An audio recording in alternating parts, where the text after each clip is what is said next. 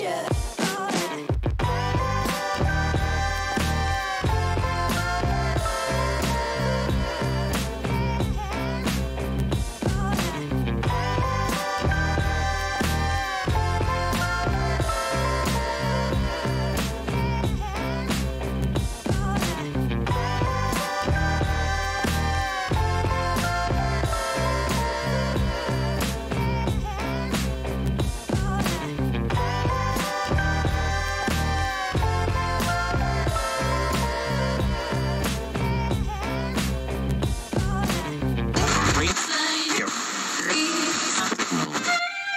I'm not a writer. Okay.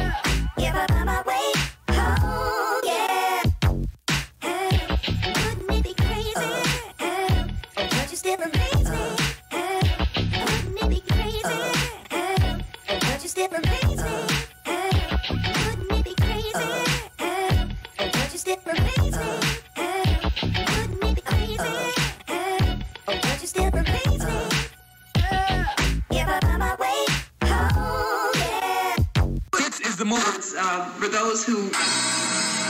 What we do here is go back.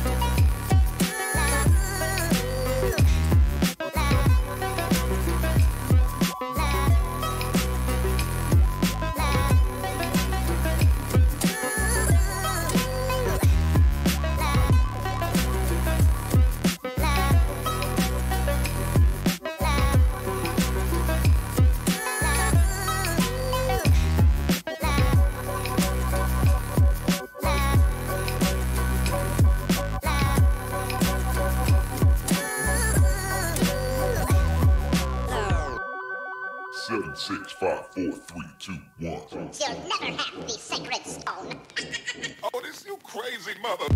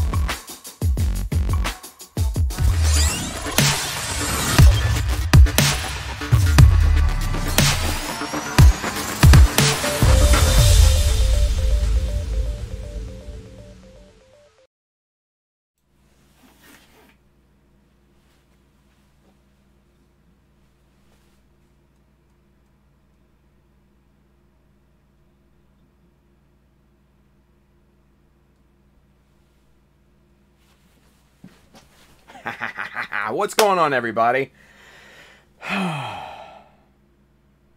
It's been a day, hasn't it? It has been a day. So, sorry about being late, first and foremost. Right at about 20 minutes after 9, my internet goes off. Red modem. Like, come on. So I played around with that, troubleshot that for probably another good 20 minutes, and then it just came back to life. No idea why. Everything's fine. Or at least it seems like it. So if we lose connection, if it suddenly stops, like hard cut, you know why. And I'm not starting this bitch back up either, boy. I'm on vacation. So, yeah, fun times. Yeah, it's not Comcast, Ricky. It's, I got Fios. And honestly, my service is stellar. Like, we've had it since we moved into this house. You're talking like 5-6 years ago. And, I think we've had maybe 1 or 2 outages during that entire time. Not counting this one here tonight. But it looks like we're good. It looks like we're good. Everything's green on YouTube, so that's a good sign. You guys are here. I'm here. Let's get this shit done, right? All right. So if you guys didn't know, Sananju shirt tonight. I don't know why. I just felt like it, right? If you want to get one of these, you can get one on www.shoutouts.com. Hit the store button up at the top. You hit the shirts and the hats and the bags and all that other cool stuff. This one's got that, that cool looking, sleeves badge on the side and everything. It's pretty hot. Go get you one. And we got hats to match too. Get your hat. Get you a hat. But hey, if you see some of the tools and materials and stuff like that here tonight, hit the Amazon link just below. That will lead to my little Amazon page. I get a little commission here if you guys order anything from that, which I would appreciate. Goes to help the stream. Obviously, we brought the new mic and everything. We're sounding so crispy. I don't know why I did that either, but hey, whatever. It's Friday. I'm on vacation. I don't give a shit. So yeah. So go look at some cool stuff on Amazon. Go pick that up because we got books for inspiration, camera gear for streaming, tools and materials for all of your modeling needs. And also, if you need kits or decals or paints or whatever and all that cool stuff, man, hit up my good friends right down here in the corner, USA Gundam Store. We are partnering with them on 2 things. Not only this GBWC build, but these cool, ultra high quality water slide decals that we are having made. We are calling them Mecha decals. I know, not the most original, but hey, you know what? It fits. It fits. Don't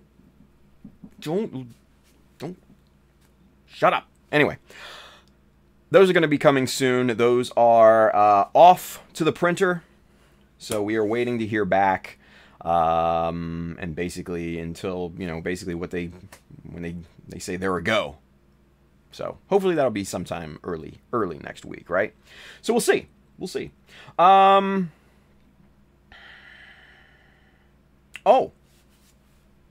if you didn't know, I was on with Mr. George, Mr. Old School Gumpla over there on Instagram last night. That was a lot of fun. It was a lot of fun.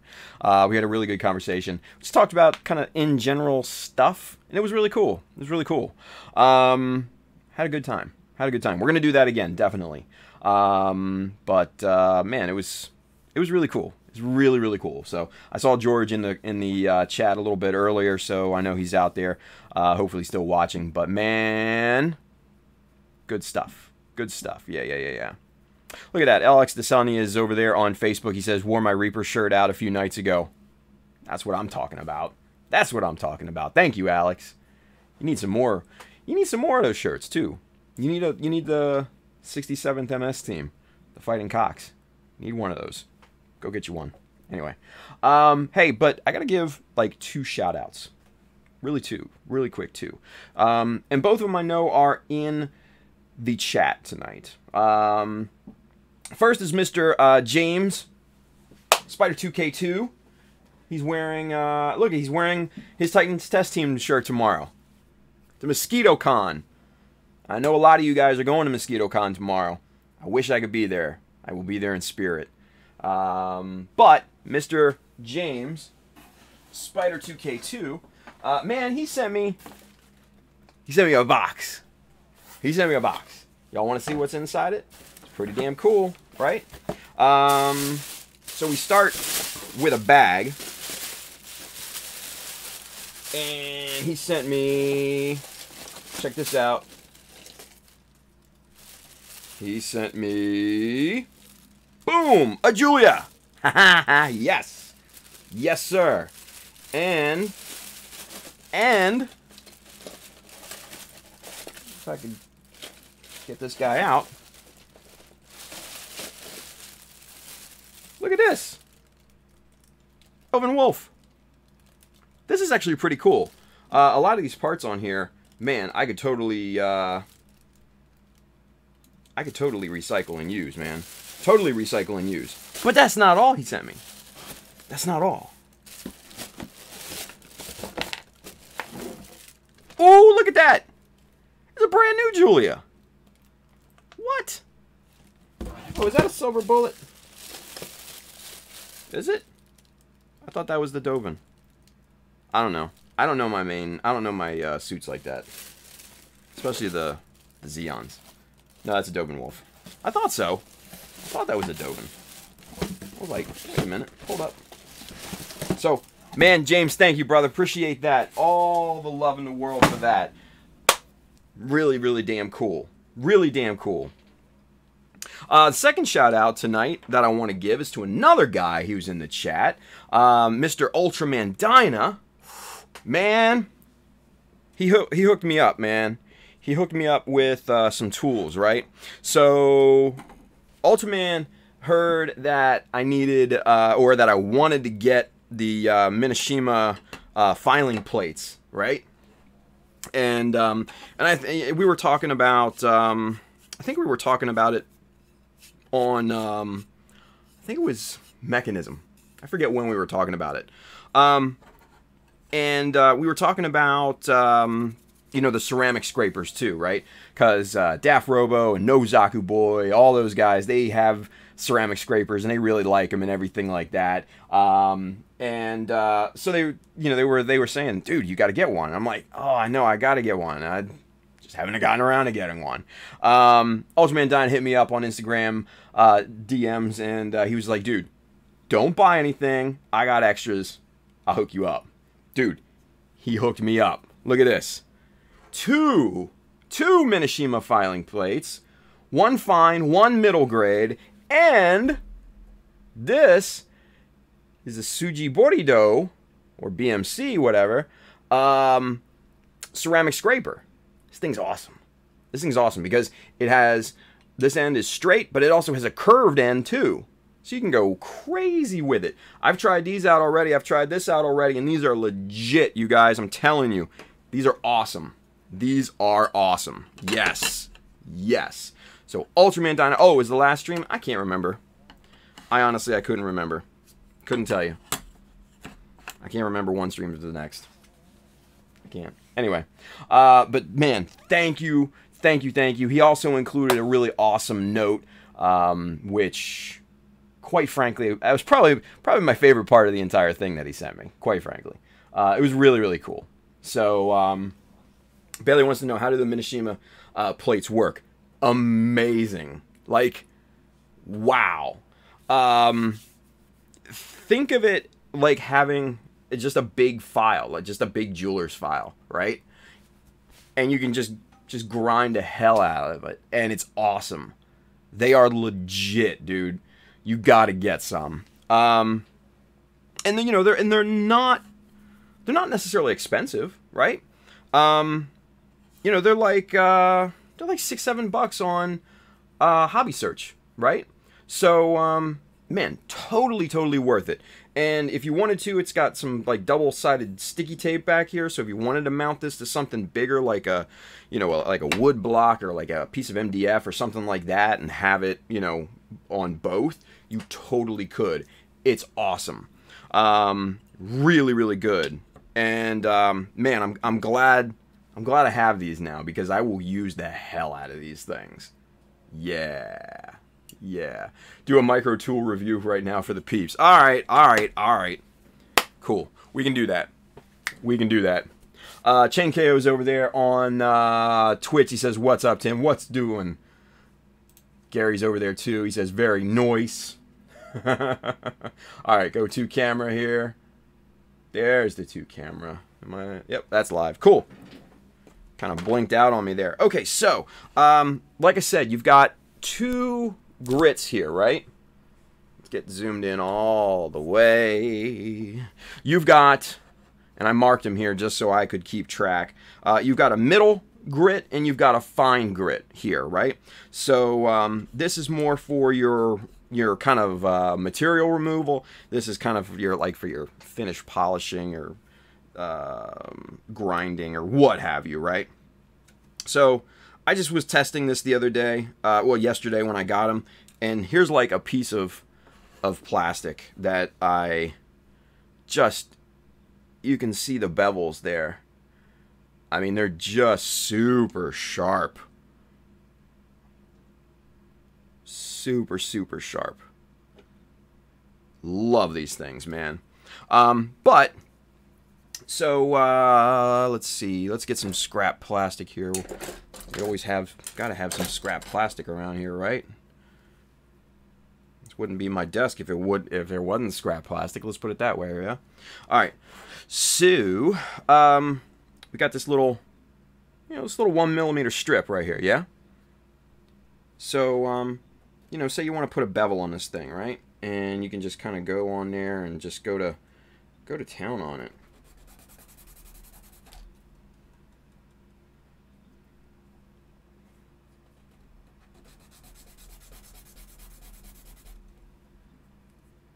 Obviously, you're going to want to evenly distribute the pressure, because I sure as hell didn't do it right there. And it's super uneven at this point. But, to get things perfectly flat, this is definitely the way to go. So you can kind of see, maybe not. Shit, I'm dropping stuff. Let's see if I can get it. Maybe you can see the bevel there. Probably not. Anyway, so say you want to flatten this edge right here, right? So you basically just put it on here.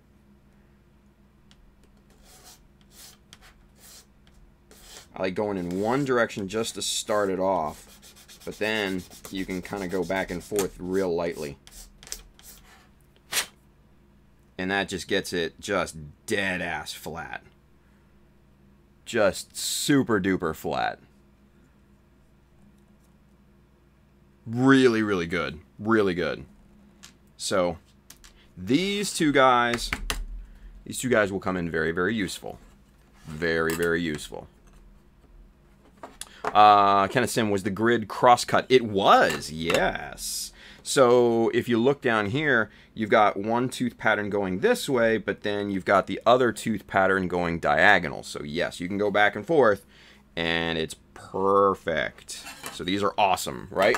And really cool thing is that they come in these little plastic baggy deals that I am keeping and putting them in when I'm not using them, because I don't want these bad boys to get messed up. I like these things too much, to be quite honest with you. Yeah. So there's their home. And these cool little bags. That's the packaging it came in. So it makes sense. Yeah. Awesome tools. Awesome tools. Ultraman, thank you. James, thank you for the models, dude. They're gonna come in super, super handy as well. Especially when we start that Gelgu Hunter after the Zaku, man. Yeah, you're definitely gonna see those parts on there. Absolutely. Absolutely. Let's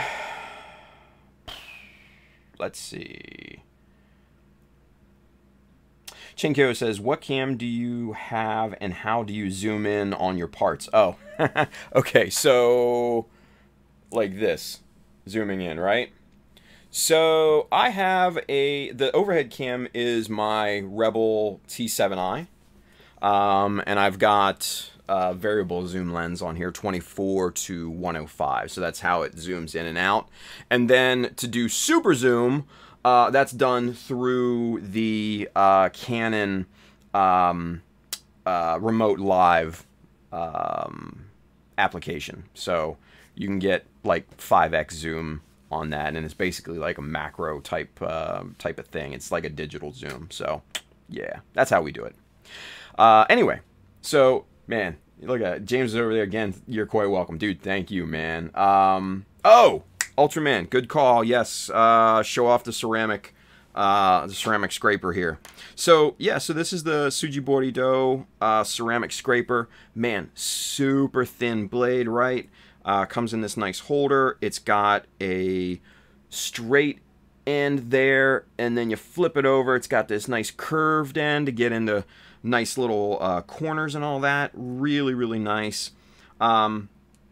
And I can imagine, like I said, you know, using this to kind of finish off seam lines and stuff like that, or put, you know, slight bevels on pieces. That's probably what I'll use it for. So just to show you on here, this just, man, this puts a bevel on pieces like it's butter, man. I just, when I first used this thing, I was just like, yep, this is the one. Because it's super smooth. If you use like a hobby knife blade, it can have, you know, it can skip. This one, I've beveled several different pieces like this, and I have not had a single skip, not a one. So, man, just super, super pleased with how this scrapes down the plastic. You know, I was skeptical about the ceramic scrapers and everything, but man, I'm gonna tell you what, I'm a true believer now. I'm converted over. I am definitely a member of the Church of the Scraper. Yeah. So I don't know if you guys can see the bevel, but it's super duper smooth, really quite nice, and it's there. Yeah. So yeah. Sujibori Do ceramic scraper. Good stuff, man. Good stuff. Yes, sir. Let's see. Let's see. Gary over there on Twitch, he says, I think it's in Tim's Twitch info. There's an Amazon link for the accessory. Yeah, it's right down below in the Twitch description. Yeah. Chainko says, and you use the wall mount in your Amazon list. Yes, the wall mounted lighting arm. That's actually what I have the camera mounted on, and it works wonderfully.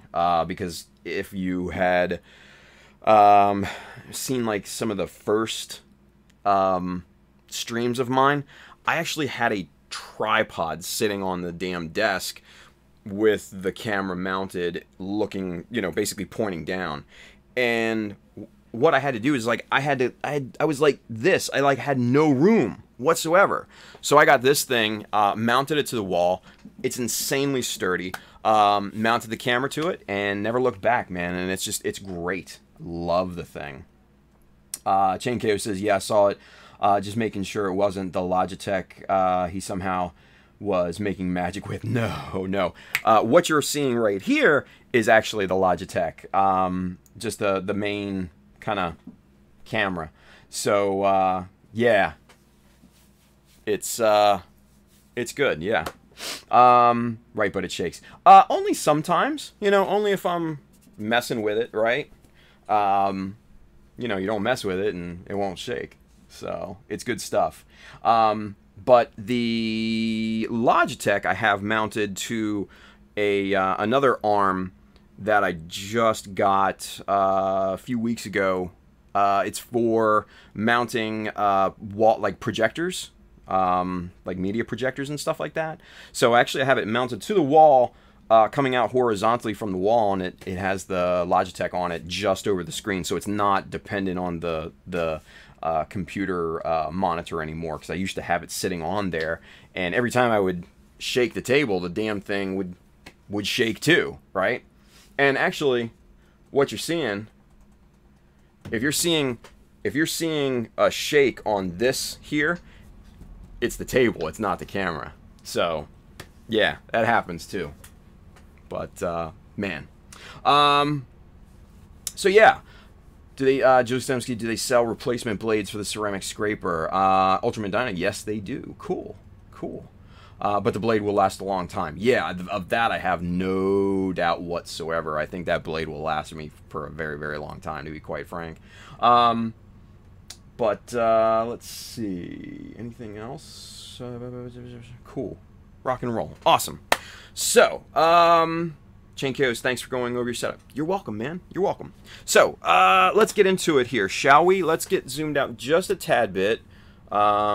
And yes, that's me shaking the camera because I have to, you know, zoom the lens out and everything.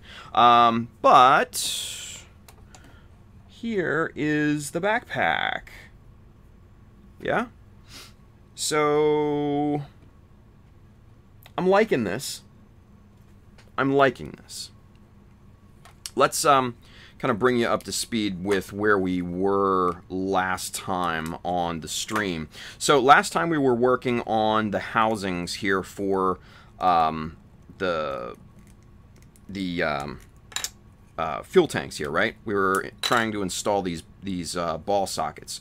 These are completely installed. These are rock solid in here now. Let me show you kind of the inner workings of this thing. Basically built this backside up here to the perfect angle, and then basically made sure that this was kind of sticking out 1 millimeter just to give it, you know, kind of some visual, some visual impact. Did the same thing on both sides.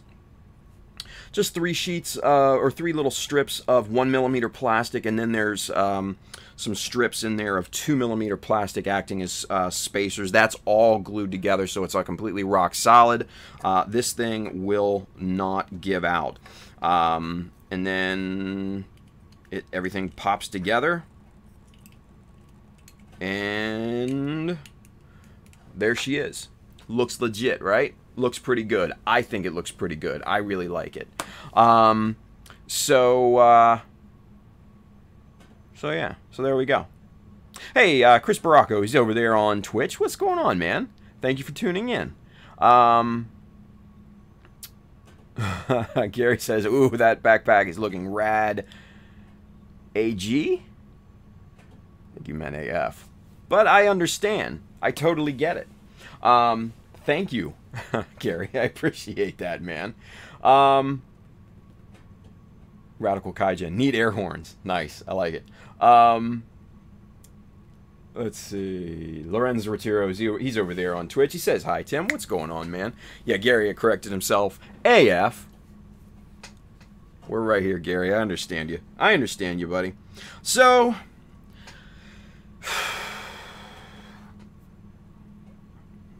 I'm having a dilemma.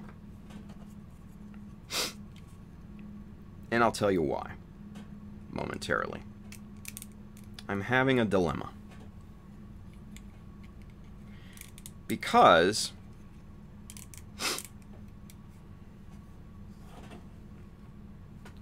while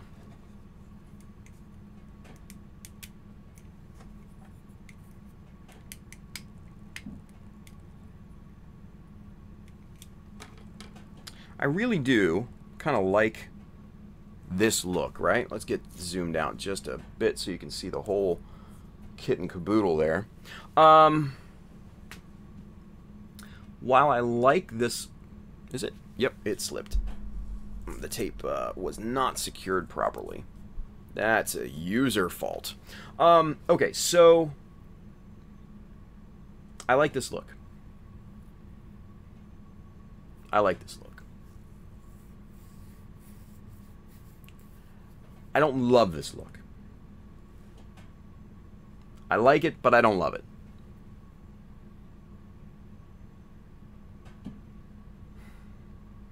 And I'll tell you why. I'll tell you why. Because when I had originally thought of this, I had these tanks in mind for fuel tanks, right? And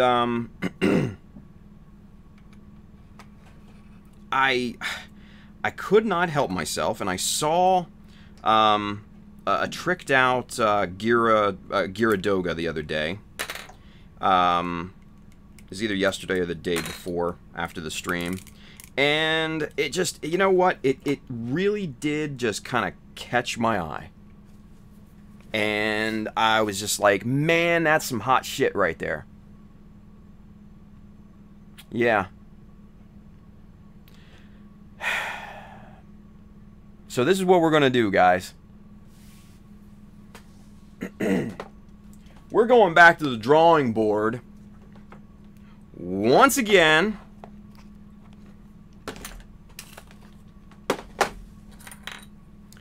These two tanks, they're out. Gone. Gone. Those two tanks are gone. What I'm thinking here, excuse me. Let's see. What do we got in here? Do we have anything good in here? I think I know we have good stuff in here, but I'm trying to see if we have anything that actually fits this aesthetic, right? Maybe, maybe not. Maybe something like that? Yeah. Let's try these.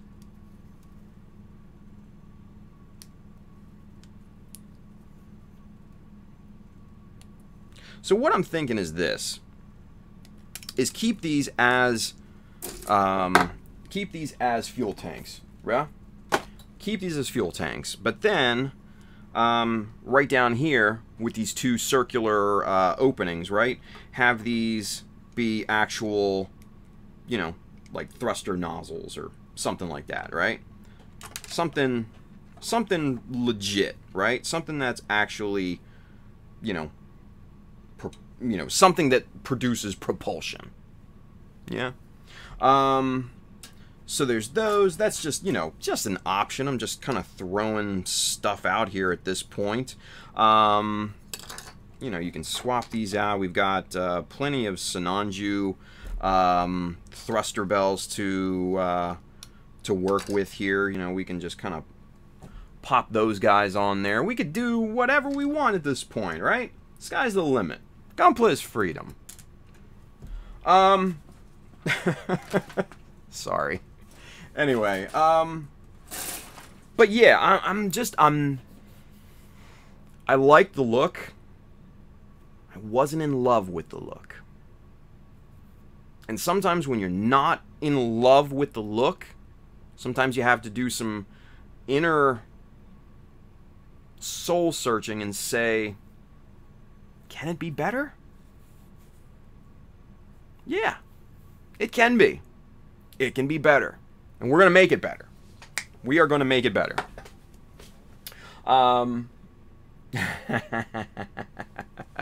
James says, I felt the cringe of 1,000 Gunpla builders from that phrase. Dude, I know. I cringed. I threw up in my mouth saying it a little bit. So, yeah. Zeshan's over there on Facebook. He says, you collect military coins? I'll look for mine from my battalion and send it your way. Dude, thank you, man. That would be amazing. I really kind of don't collect them, but I've been sent one, so I think they're really fucking cool. So, man, if, you know, if that's your only one, man, don't part with it, man. But I think it's an awesome gesture. Let's put it that way, brother. Kyle Harris is over there too, man. He says Super Zaku space type jetpack. Kinda, yeah, kinda. So, Captain Weirdbeard, he's on YouTube. He says, I did the same with my current project, Tim. Ripped apart a custom weapon and started all over again. You know what? And that's what we did. Remember, if you guys watched the first... Oh, there it is. If you guys remember watching the very first stream for this particular build, we did the Mohawk, right? And it started off in a very, very different direction, and then we just tore it down and started over, and I think it came out really good. So, I think this will come out really good as well. But wait, there's more. So, seeing this custom Gyaradoga, and seeing these cool, awesome, tricked out resin conversion Sazabi parts and stuff like that with these crazy big fuel tanks and stuff like that. I think we're gonna do some modifications on these bad boys. Yeah. Uh-oh, Dean's with us. What's going on, Dean? He says, Tim, I just got a new master grade. Yay. What'd you get, dude? What'd you get? I also have a backlog now. Awesome.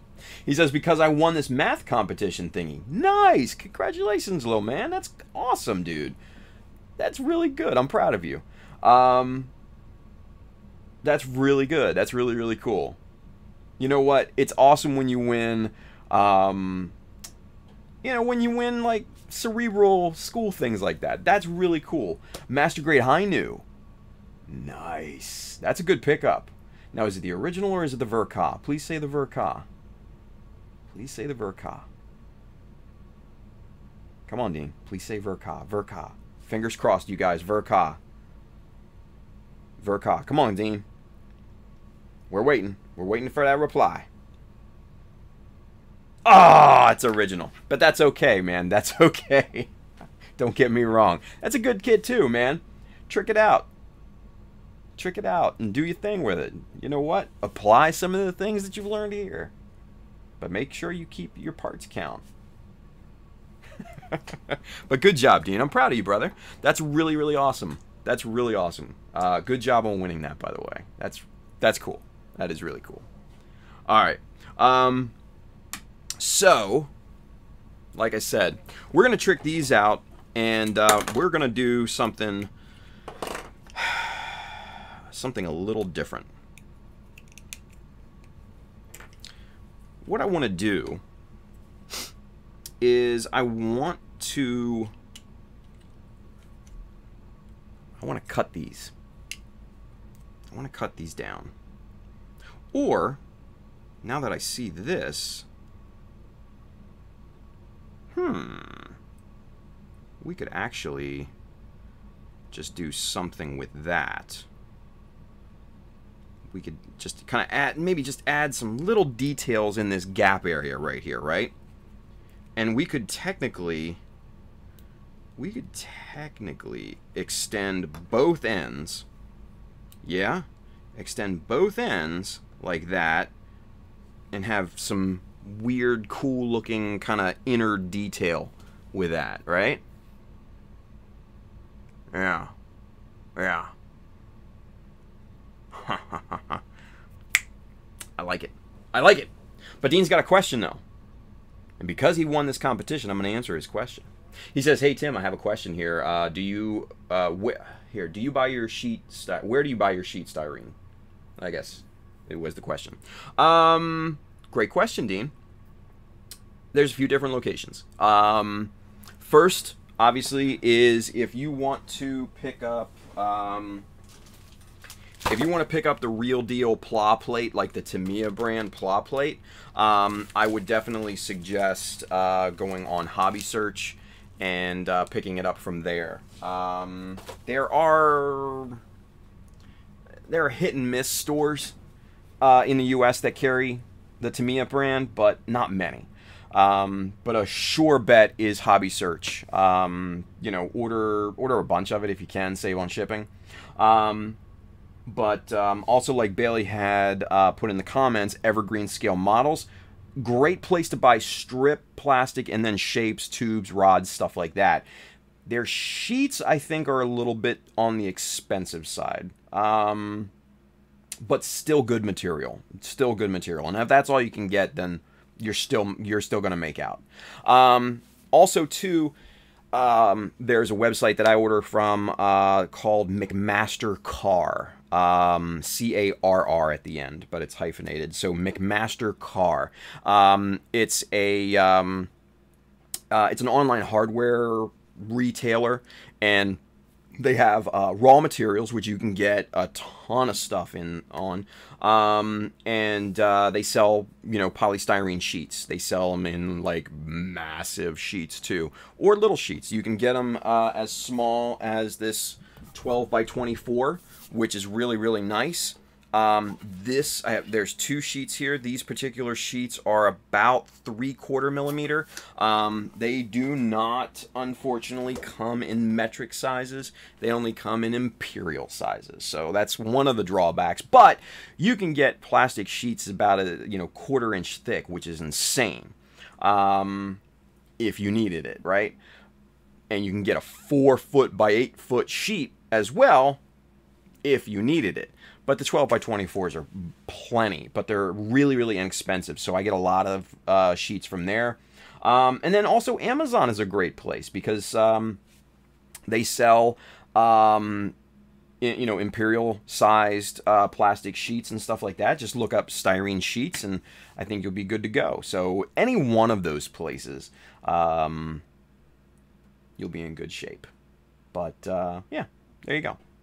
Shield of Iron is over there on Twitch. He says, I like Evergreen's random assortments as a beginner pack for scratch building practice. I agree. And I think there's also, I think I put in a Tamiya, variety pack in the Amazon link. I can't remember. I think it's in there. Double check that, Dean, because it might be cheap. I don't know. It might be. Ruslam says he also got a massive sheet from Amazon when it was super cheap. Yes. That was like a 1 in a million shot, man. I got this like 4-foot by 8-foot 0.5 millimeter sheet. Granted, it's not the best quality plastic in the world, but if I need it in a pinch, it's there, right? So that's good stuff. But yeah, man, you can't go wrong with pretty much any of the ones that I had mentioned. So have at it, man. Best of luck, dude.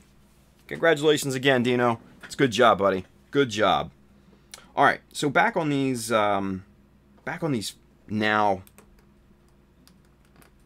fuel tanks again, right?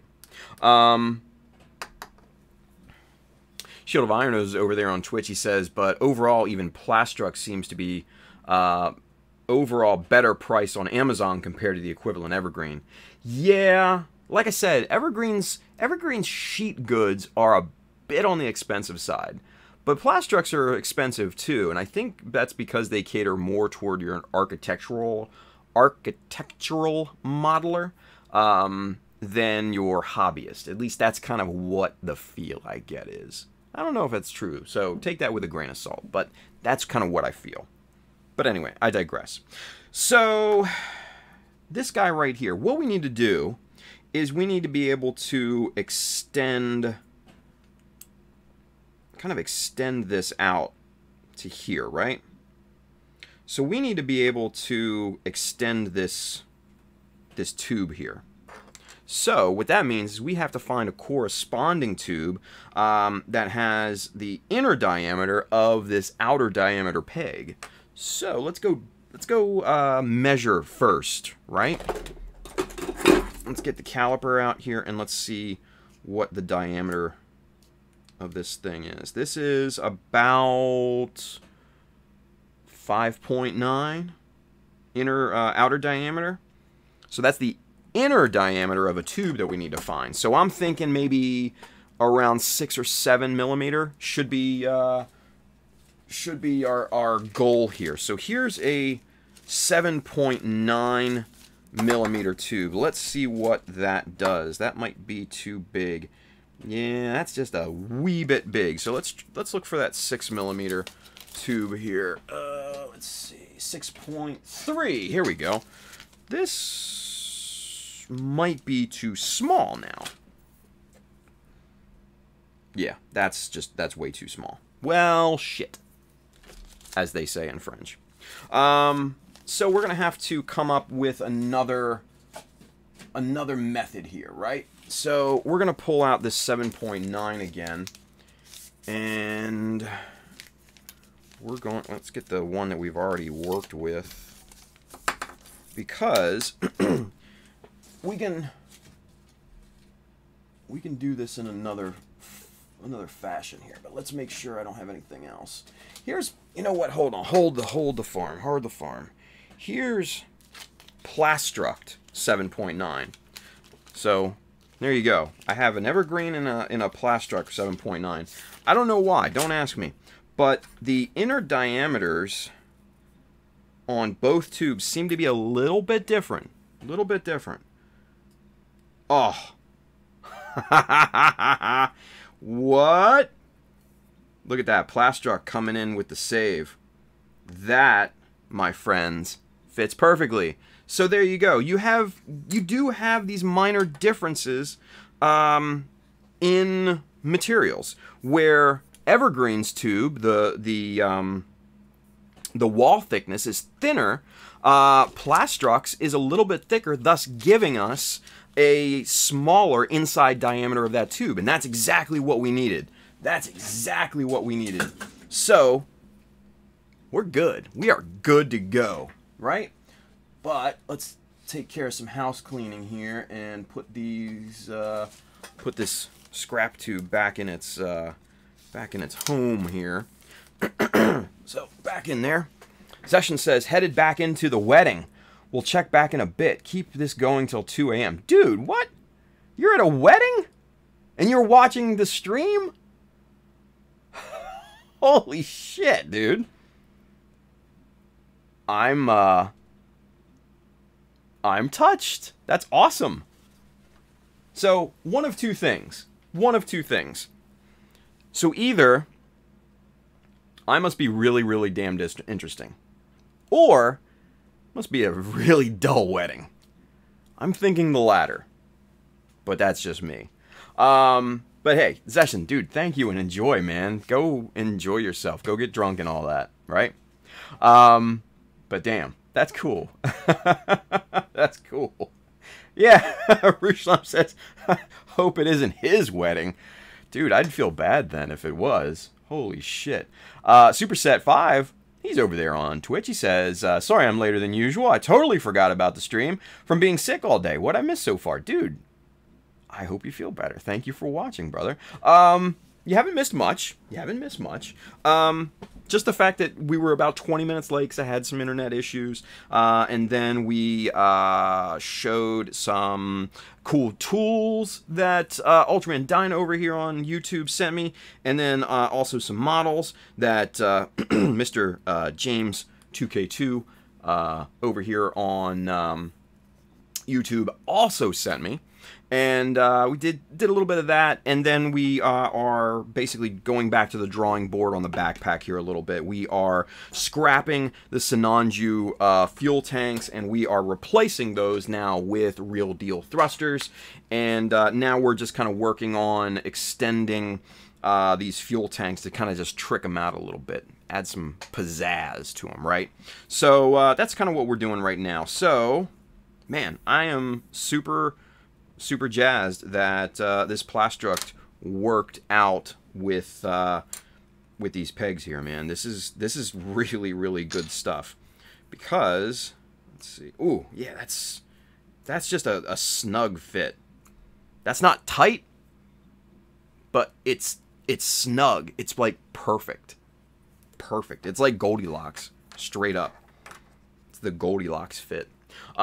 Excuse me. Anyway, what?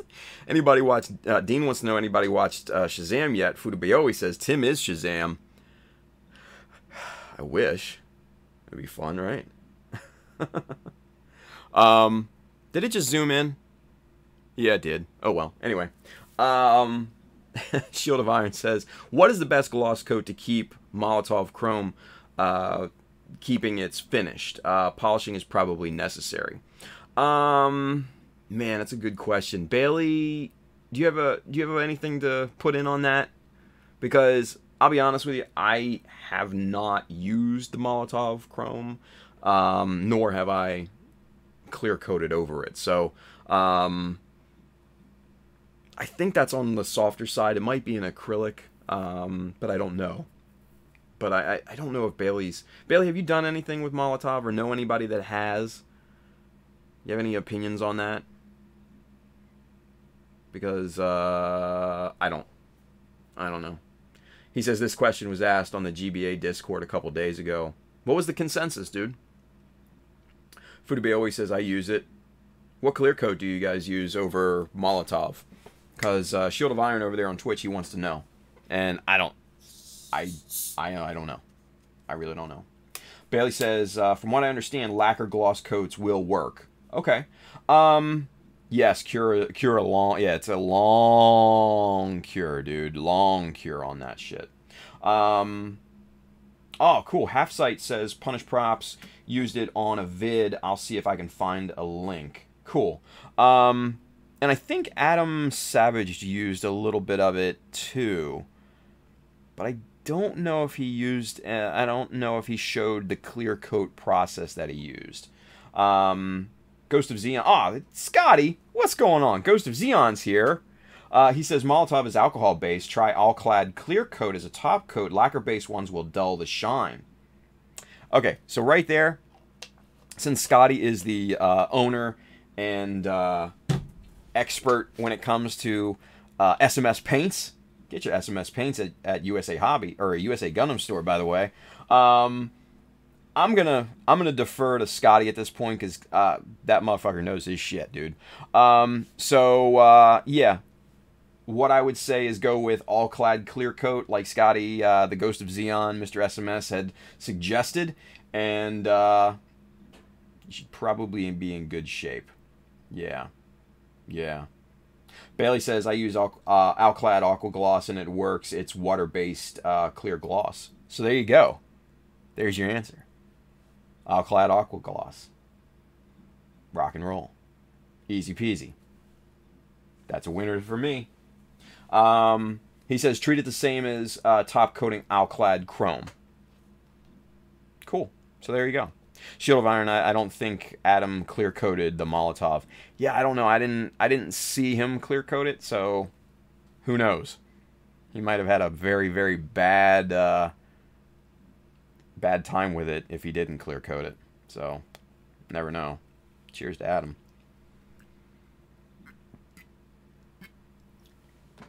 Anyway, Bailey says, but I usually never leave Molotov alone. It's too shiny for scale mecha. I think so too. Unless you're going for like a more of an artistic look, like a candy coat, kind of tricked out paint job or something like that, then I get it. But for, you know, your normal kind of more realistic side of models, yeah, I probably wouldn't use it myself, you know. But that's just me. That's just me. Shield of Iron still over there on Twitch. He says, still need to order SMS paint, dude. Get you some. It's amazing. Especially the chameleons. The chameleon colors are just off the hook. Scotty sent me some. They're awesome. I love them. I do. I love them. And I'll tell you what, man. Scott, he makes just a badass paint. Badass paint. He's got some new candies and pearls coming out. They look so nice.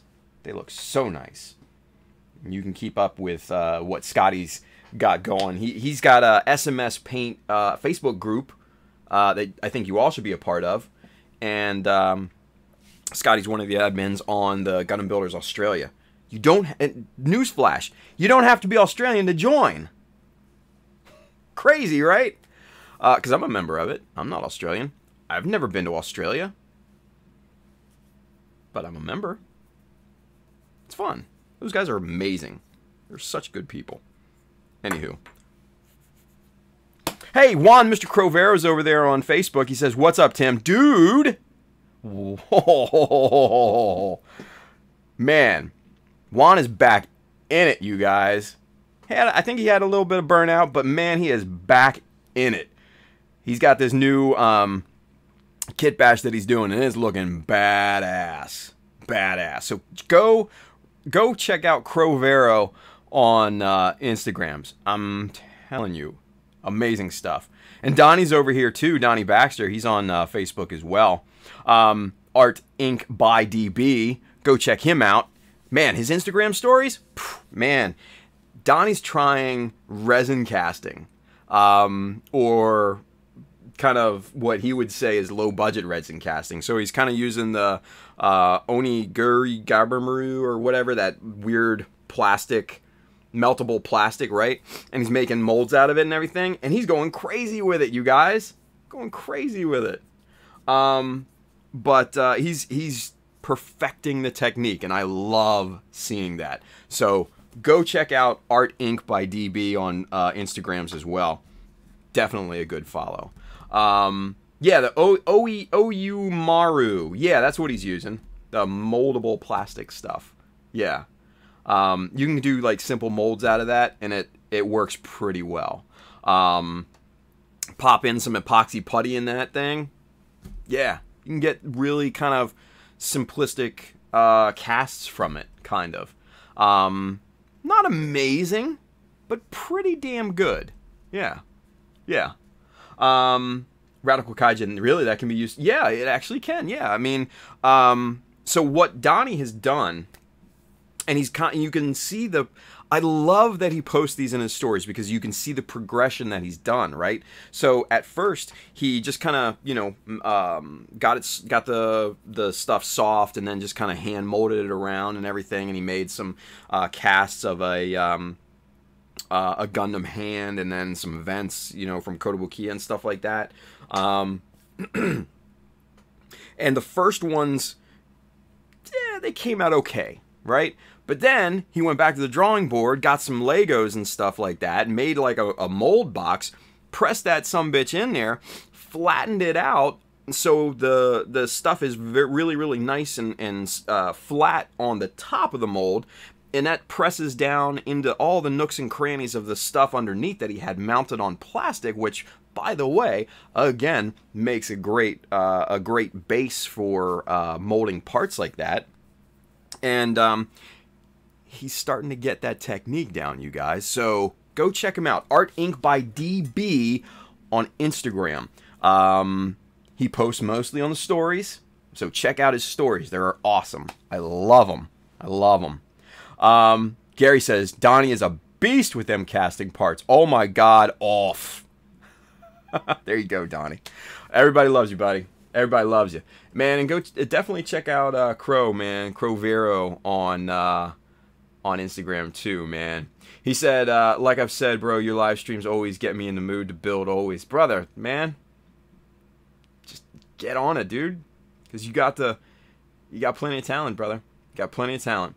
Sprite2K2 guy. Anyway, guys, I'm all going to bed. I have to get up early to drive to MosquitoCon. Hoping to be there by 9:30. Man, James, thank you, brother. Appreciate that again. Drive safe out there. Have a great time tomorrow. Yeah, have a great time. So, let's see. Yeah, Bailey says he's pressing epoxy putty into the plastic. I don't know how to pronounce the damn thing. But yeah, it's a great technique. It yields, like I said, pretty good results. Especially if you just need, like, if you don't need, like, the cleanest cast in the world, just for, like, little parts and stuff like that. Man, it's a perfect kind of a perfect kind of get along type of technique, right? Now, mind you, real resin casting, like the whole shebang, will obviously yield better results. But this is pretty close what Donnie's doing. Pretty damn close. And he's got his technique down. So, yeah, can't wait to see that stuff. So, he's doing really, really good over there with the epoxy putty casting and all that stuff. So, super psyched to see that, by the way. Makes me feel good seeing that type of stuff. All right, so we're formulating kind of a plan of attack on this thing, right? So we want to end up kind of here with these two ends extended out, kind of split out, right? And then we're going to do something with this kind of box thing as well. We'll jump that hurdle when we come to it, right? Shield of Iron says, I enjoy his Instagram a lot. Dude, enjoy both of them. Crovero and Art Inc. by DV. Both of them are an easy follow for me. Both of them are an easy follow. And they should be an easy follow for you guys, too. Straight up. So, like I said, we want to get to something that looks like this. Yeah? So we're going to put that off to the side. We are going to plate over these two ends. We're going to plate right over them. And we're going to start with a nice base. Yeah? We're going to start with a nice base.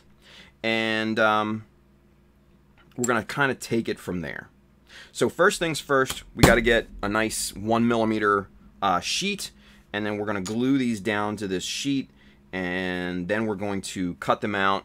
And we should be good to go. So, with that being said, we're going to actually super glue these down. We're not going to, I don't want to dick around and wait for plastic magic to cure and all that and everything. This is definitely a super glue type of procedure. So, we're going to get this bad boy going here, and we're just going to get a nice good old bead of super glue down on this guy. And, you know, another reason why I don't want to use, like, plastic magic or a solvent-based glue or anything like that is because this is going to have so much strength once it's applied to the plastic sheet. This plastic sheet will never become unlaminated from this thing. It just won't. Because there's going to be so much surface area for this glue to grab onto and just bond both pieces. It's just never going to give, no matter what. So that's another reason why I'm using super glue over like a solvent-based glue, something like that. So this will be perfect. This will be perfect. All right. So super glue both sides.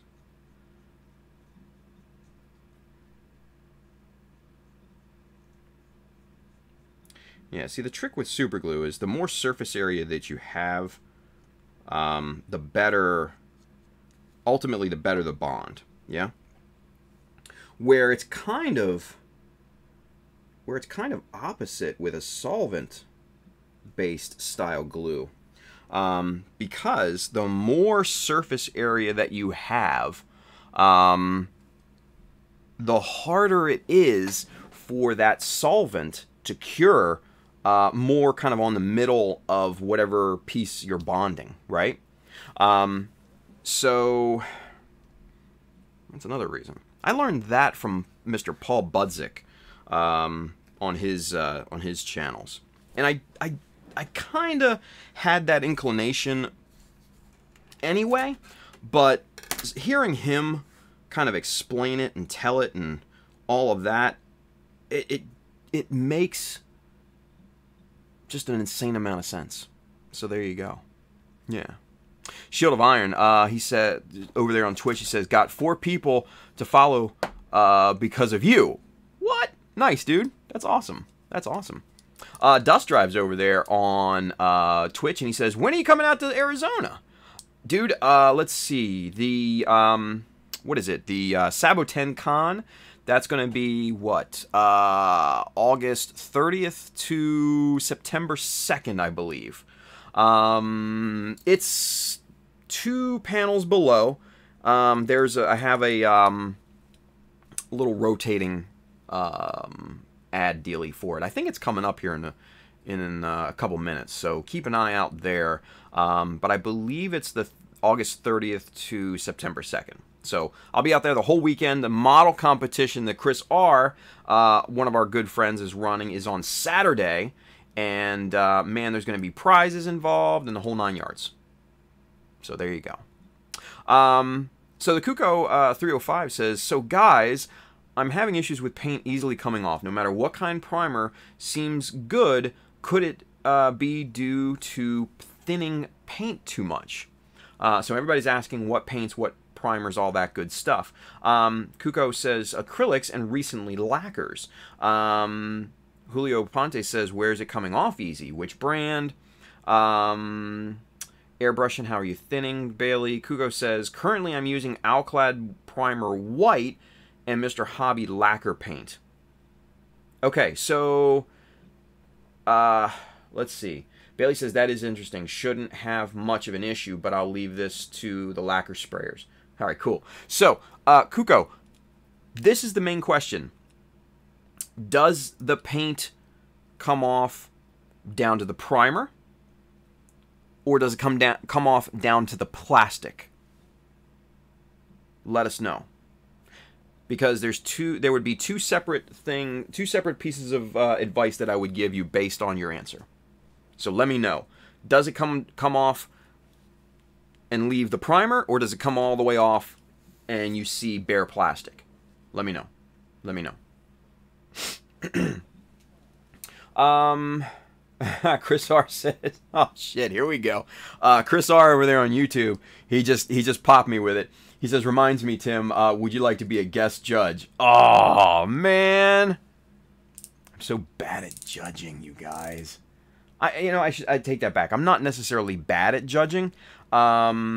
It's just I don't like judging. I really don't. It's not something I'm down with. But dude, if you need me, I will be there for you, and I will be happy to guest judge if you need me. So there you go. But the Kuko 305 says, with acrylic to plastic, but I changed to lacquers and it's down to the paint. So again, does it go down to the primer? So the paint comes off and it leaves the primer? Or does, when it comes off, does it strip down to the bare plastic? Let us know. Let us know. Primer. So it goes down to the primer. Okay. Okay. So, a few different things. If the paint comes off and it's just down to the primer stays on the model and it doesn't strip off of the model. What I would say is this. I would not say that it would be your thinning. I would not say that at all. Because if you're using lacquer primer, if you're using lacquer paint, those two should bond no matter what. No matter what thinness or thickness level that you have. They should bond no matter what. My thoughts on this, given the fact that it's getting down to the primer, it sounds to me that you probably have some sort of surface contamination. And what I mean by that is like some sort of, like oils or something like that, maybe from your skin, maybe from handling it or whatever.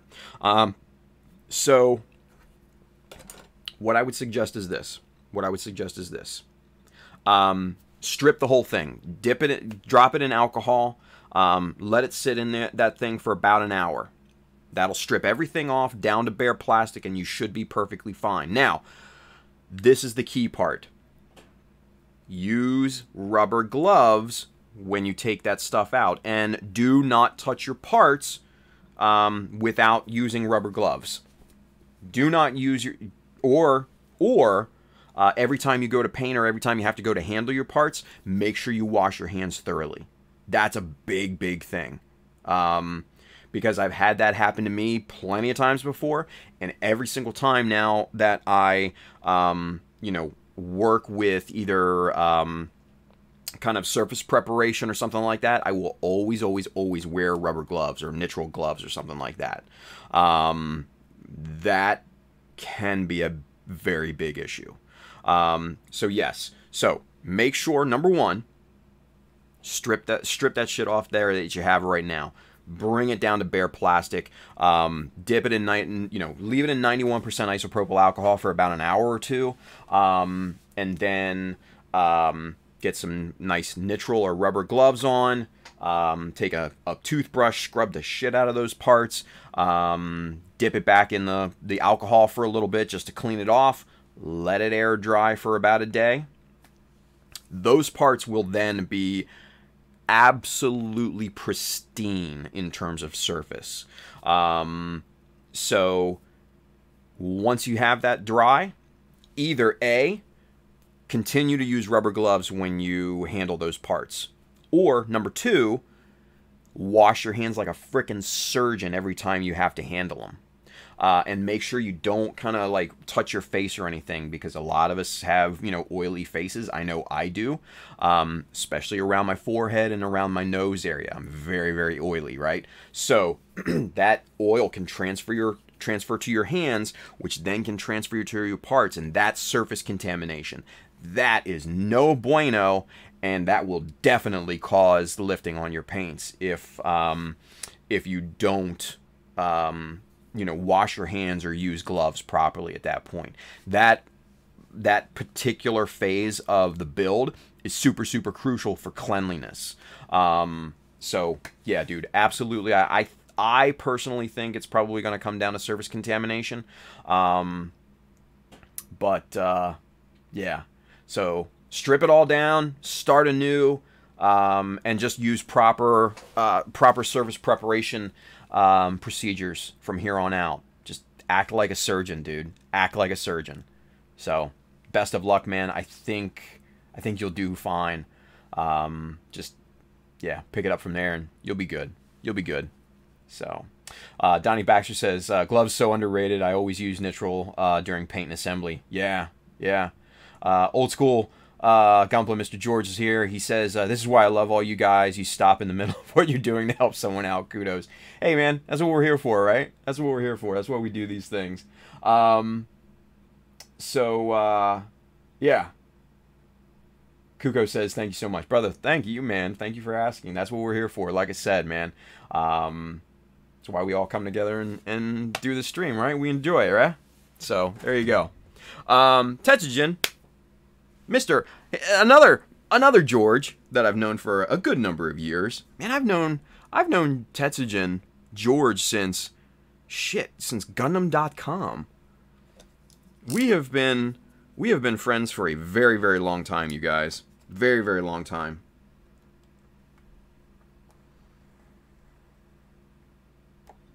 There we go. Scored that. And now we're going to score and snap this guy right there. We're going to put that off to the side. And double A over the, I don't know, double O-A-E? I don't know. Anyway, he's over there on Facebook. He says, what's up, Tim? Thanks for streaming. Great tips. Dude, thank you for watching, man. Appreciate that. Appreciate that. Alright, so let's get these pieces scored and then snapped. And now we're going to trim all this down and get these plates off of here. So let's, you know what? Let's use the Zurons for the heavy lifting. And then we'll use the Tamiyas for the finer work, yeah? Here we go. We're leaving about a millimeter of flash on this, right?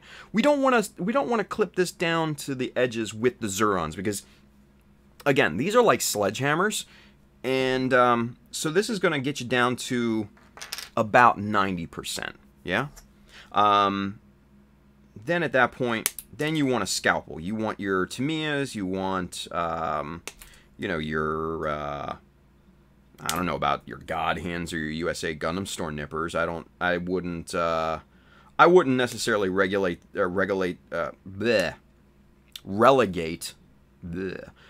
them down to that. But you know, something nice and fine would be appropriate for getting this flash off at this stage. Hey, Chris Pabs is over there on Facebook. Man, I'm telling you what, dude. So we had Chris on Mechanism, last weekend or last Friday, one week ago today.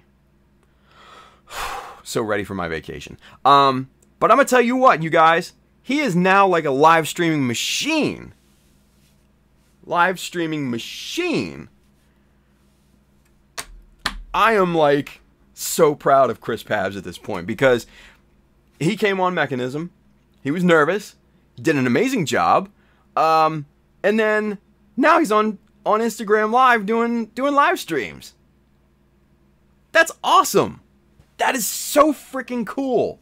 So if you guys don't know Chris Pabs, Red Suns, R3D5UNZ, Red Suns, amazing talent. Go check him out. Go subscribe to him on the good old Instagrams. Do that. Rushlam says, Mecha Army, amen. Yes, sir. Mecha Army is definitely supportive to folks. Chris Pabs says, LMAO, the bug bit me, man. But that's a good bug to get bitten by, brother. That's awesome. I love it. Love it.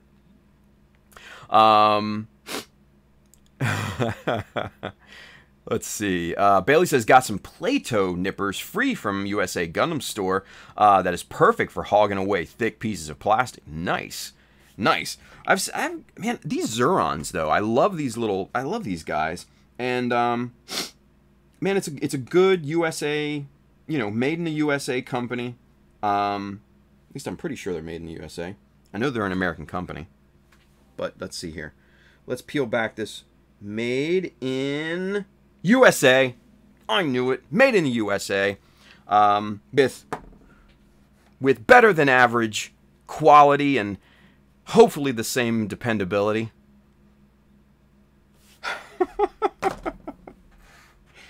Oh, I joke. Donnie Baxter, he's over there on Facebook. He says, hell yeah, got over that hump. Right on, bro. Chris Pabs, appreciate the love, brother. Man, Old School Gunpla is loving all of this stuff. He says, good bug. He says, outstanding. Nice. Shield of Iron, he's over there on Twitch. He says, the day before I paint, I disassemble the kit, sand, and give the kit's parts a shake with hot water and Dawn, which is a degreaser, in a clean container. Rinse completely, left to air dry overnight, protected from dust. Dude, that's another great practice. That is good surface preparation. Me, I like the alcohol thing. It's just, I feel that the, I can't say this to be certain, but, I can say that the feel of the plastic is almost like it's opened up, the alcohol's kind of like opened up the pores, so to speak. Or done something to help the plastic accept the paint better. It could just be that it's super clean and it's good to go. I don't know. I'm just kind of speaking out of my ass here at this point. And it also dries quicker. Thank you, Shield of Iron. Yes, that is a very good point too. Man, for me, I love that. Just the grip that the paint has, right? So, there you go. Chris Pabs over there on Facebook, he says, I've had my Zurons going on 2 years. Resin kits, plastic kits, hasn't let me down yet. Dude, I'm kind of the same way. I've had these things for like 3 or 4 years, and yeah, they're like I said, sledgehammers. Donnie says, same here, been using Zuron for many years. There you go, man. Kyle Harris over there says, Chris, you coming down to Orland for our build day Sunday? Nice. So you guys are having a build day at the Orland Hobby Lobby something? I don't know. Anyway, one of the big stores out there. So go get you some if you're in there, that I guess Chicagoland area. Should be fun. Should be fun. Shield of Gary Gunpla says, I also use alcohol. Shield of Iron over there on Twitch says it might act as a degreaser to some degree, which helps a lot. No, it absolutely does. Absolutely does. Bailey says, I kid you not, Tim, my Play-Doh nippers has the made in the same spot. When I pulled the handle back, it said nothing. It has nothing there. What? So it's just made in a void. Nice. Yeah, made in the void. Yes. Yes, see, we're right there. I didn't even read that before I said it. Me and Bailey, man, we are right there, like freaking simpatico, I swear. If we were ever to meet, I think we'd probably finish each other's sentences at this point, but pff, that's cool. Kenneth Sim realized my nipper are all God hand and Tamiya. Nice. Nice. Shield of Iron in my house has a dust and dog hair issue thanks to my 2 best girls. Nice.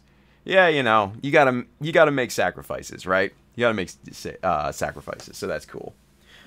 Bailey with the... Right there, buddy. Right there, man. Right there. Yes. All right. So, with that being said, Rico Paul Carlson's guess I'll get on the ISO alcohol spiritual plane. Dude, it's super cheap. Like, you can get, you know, 91% at pretty much any grocery store, department store, Target, Walmart, those places. What? It's maybe like $3 or so a bottle. It's insanely cheap for how kind of powerful it is when you're using you know, your solvent based paints, your lacquer, for lack of a better term. I know Scott would probably cringe right now, Mr. Ghost of Xeon, if he heard me saying that, but you know, it's a common euphemism in our hobby. And but yeah, 91% isopropyl alcohol or any, you know, high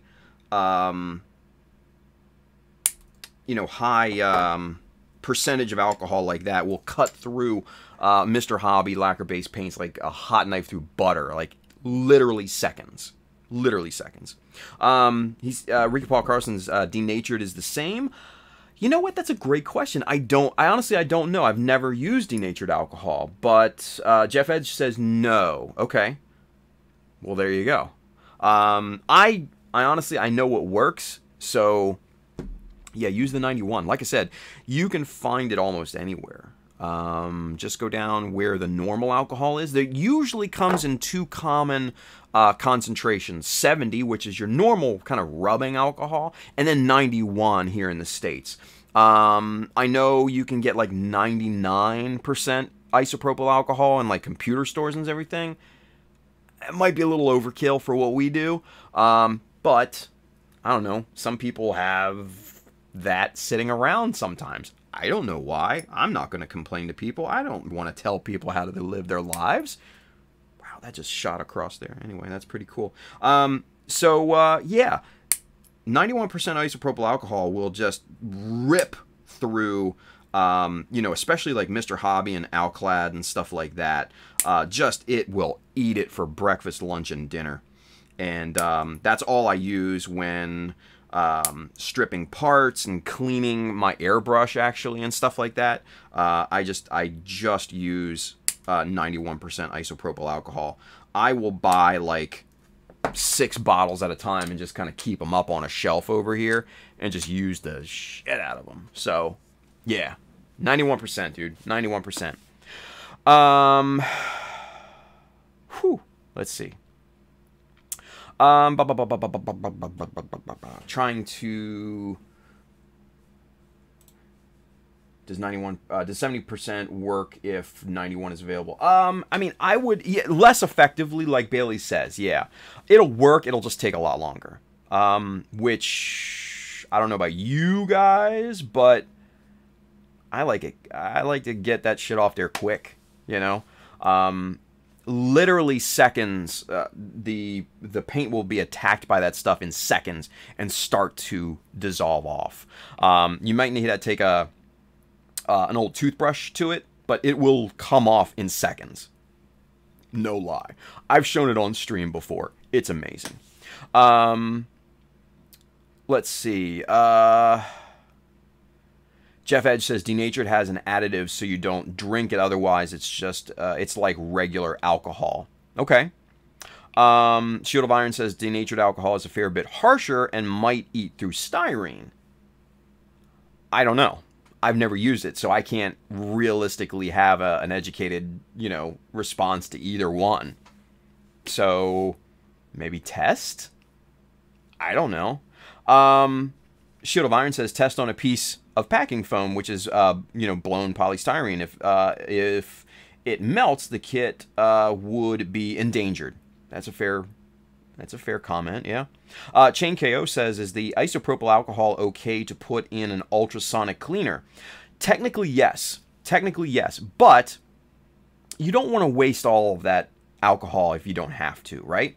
So what I do is take like a little container like this, right? And I will put the alcohol in this and drop this into the basin of the ultrasonic cleaner, and then fill water around in the basin to the same level as the alcohol in the little container.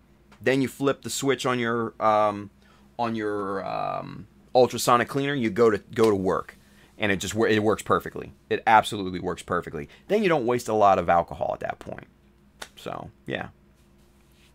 Lots of good questions here tonight, you guys. Lots of good shit tonight. You guys are good right now, man.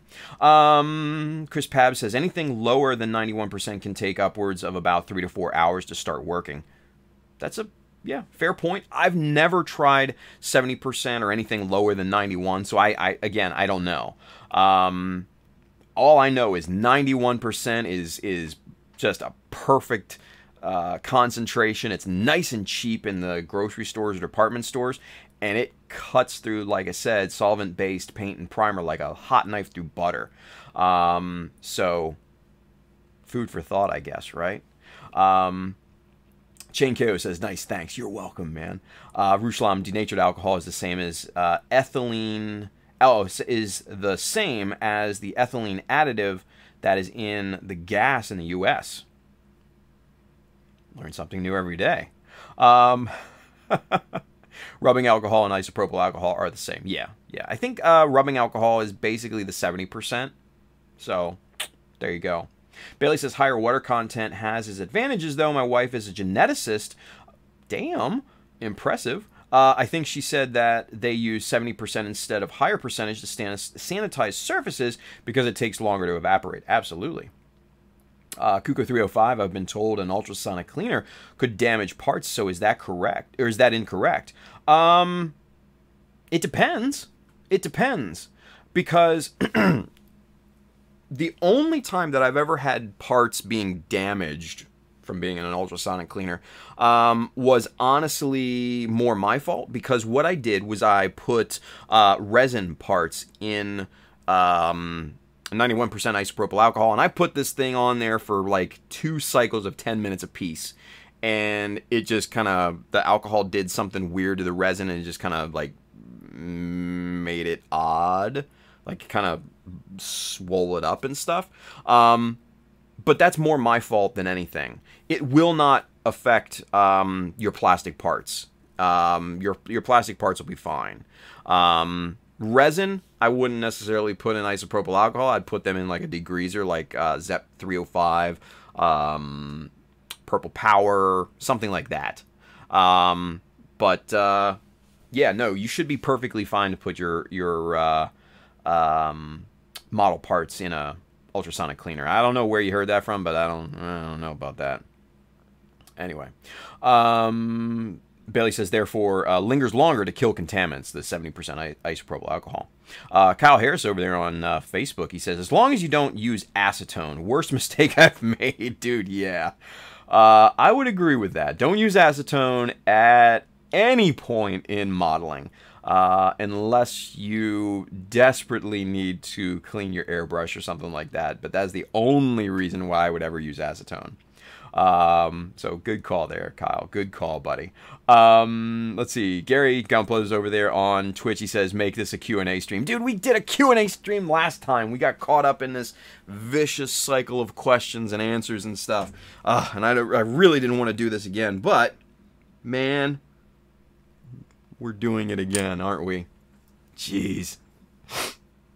All right, so I'll work and answer questions. How about that? Good compromise? I think so. Why not? Ricardo Ramirez, he's over there on Facebook. He says, I made it, LOL. What's up, dude? Thank you for watching, man. Geez, and now the comments are going so fast I can't even read them. Let's see. Kenneth Sim, probably 70% need 4 to 6 hours to work, I think. I'm still trying to find 91% at least. Dude, yeah, let's see. Wherever, you know, you buy your normal 70%, you should be able to find 91. So, you know, your grocery stores, your convenience stores, your department stores, stuff like that, right? You know, your Walmarts, your Target, you know, places like that should have it. So, yeah, check that out. All right, screw the sanding block. We're gonna get the big boy out here. We just need to even up these two surfaces, right?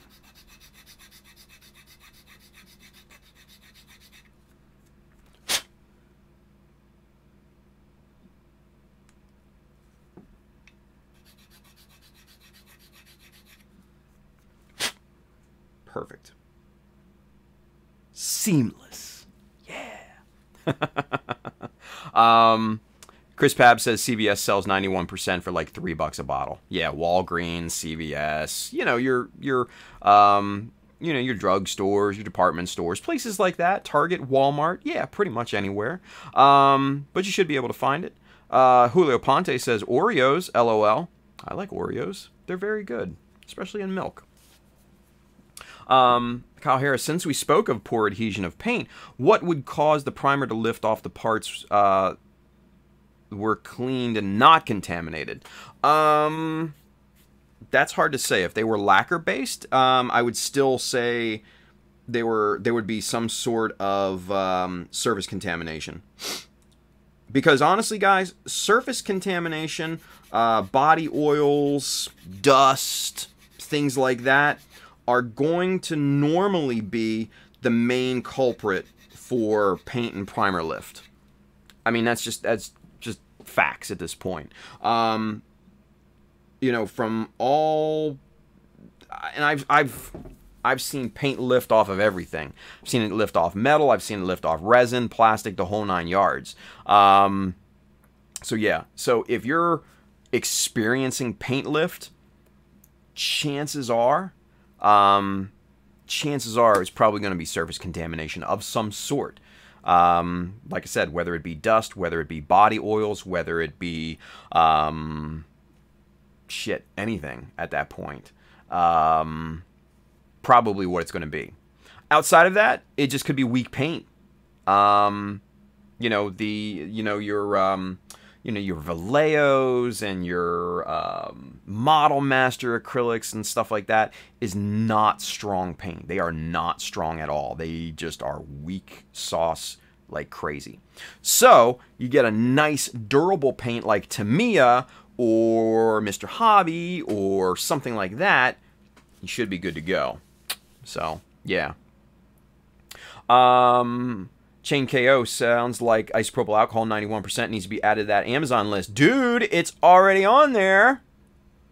Like a case of it is on there, actually. So, yeah. Sorvan says, it's not a good buy off Amazon. You can get it cheaper at those stores. That's very true. But if you can't find it in stores wherever you may be, like if you're in the boondocks of like Minnesota or someplace like that, or freaking in the hills of Montana or West Virginia or someplace where it's like 60 miles to your nearest Walmart, then the Amazon thing might be a viable option. Yeah. And like I said, you can basically get a case of it on there. And like I said, last time I checked the list, it was on there. Hopefully it didn't go out of stock or anything like that, because then I'd be pissed. But last time I looked, it was on there.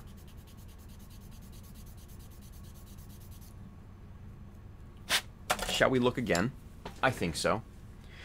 Let's see. Jeff Edge says, only one I like is the Badger, but prefer lacquer paints. Yeah, if you can get solvent-based paints, that's just the way to go. It's just the easy way to do things, yeah? All right, so let's check the list, shall we? Let's see what we've got here. Tools for scale modeling. That sounds like a good place to start, right? Let's click that. And boom! Look at this. Okay, so you can get a case of six 32-ounce or 1 quart bottles for 91% isopropyl alcohol for $19. Now, let's see what that works out to, because I'm not good at the maths. Divided by, what is that? Oops. 19 divided by 6. That's a, wait a minute, no. 6 is $3.16 a piece. So that's not bad. That's actually not bad at all. You know, that's about average. And if you have Prime, it's on Prime. So that's a pretty decent price, actually. Actually, it's pretty good. That's pretty good. I buy it for $1, right? So, anyway. Hey, Ultraman Dyna, he says, okay, I have a quick question. Let's say that I may have left a bunch of Prime parts exposed to, let's say, the environment of a room, dust, and let's say that I would need to know what? I think Ultraman, yeah, okay. I would need to know what I would need to do to clean them. Soap and water, okay? Yeah. Yeah. So, if they're primed and they're good, what I would probably do is either one of two things. Take some degreaser, just a little bit, just some gentle degreaser, like some dish soap or something like that. And you know, some nice warm water. Dip those guys in there. Run an old toothbrush over the surface of them, and you should be good. Now, the main thing is, what I would do at this point is paint one part, just one. Tape it off. Peel the paint or peel the tape off. If the paint lifts, then you gotta basically strip the whole thing and restart from the get. It's just a thing. But testing, you have to test. It happens. I've done that before. Shit, I think I have a resin G System 135th XS head up there that's been in paint stage for like a decade now. I don't know if I'm ever going to go back to it, to be honest with you. Maybe not. What are you going to do? Anyway, let's see.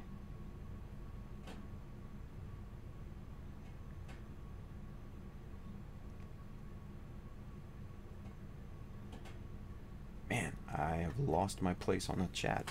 So, you know what?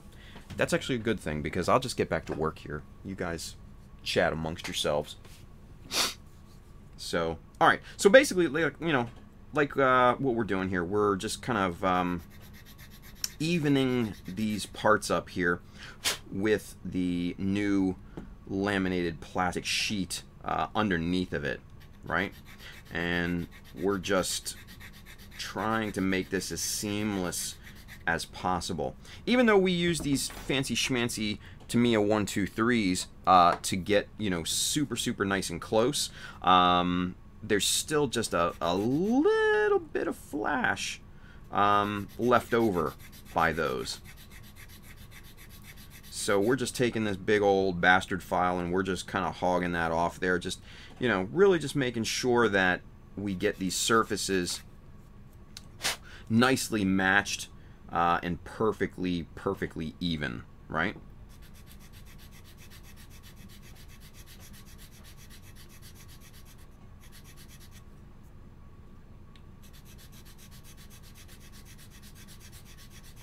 So this bastard file right here, it makes short work out of this, really.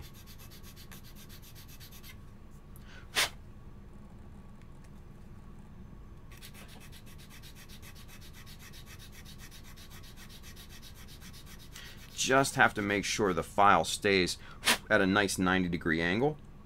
Nice, like butter. And as long as you keep it at a 90-degree angle, it should be good to go. Super smooth. Nice. We are getting this thing down.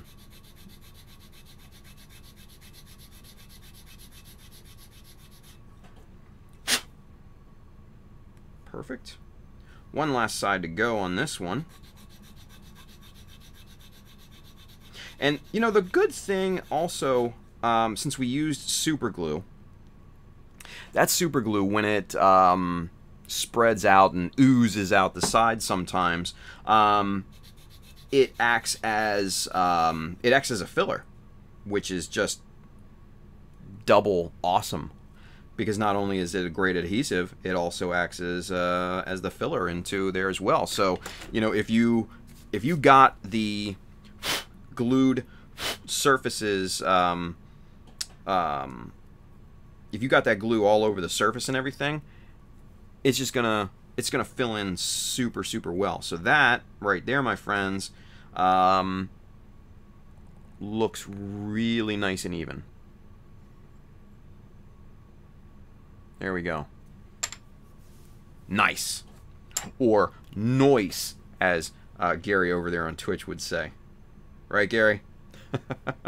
Alright, so with this one, I want to try something else. I want to try this brand new fancy schmancy ceramic scraper that Mr. Ultraman Dyna sent me. And I want to see... Ooh. Hold up. Hold the phone. We may have something here, you guys. We may have something here. Oh my, oh my. That. Ooh, that's really nice. That's really nice.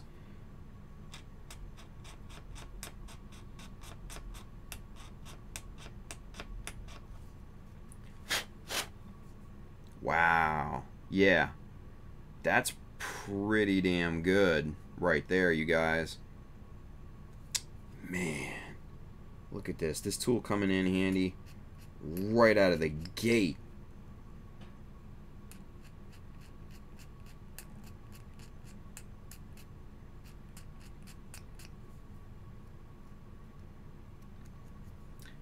Okay, so this side has a little bit more material left on it than the other side, so we're gonna knock that down first with the file.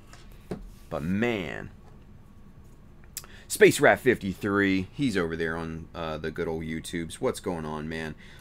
He says, what are we working on tonight? We are revamping this backpack thing here, right? So that's what we're working on. We are extending. We're basically making the tanks here on the backpack extended out. So we plated these two sides, kind of like that.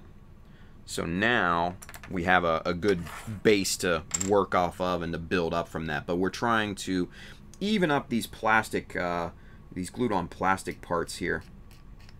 But man, you guys, this scraper is coming in. Wow, this is coming in really handy right now. Like I'm thoroughly shocked and amazed by this thing. Ultraman Dyna, brother, you are an absolute peach, dude. Seriously. Oh man. Yeah.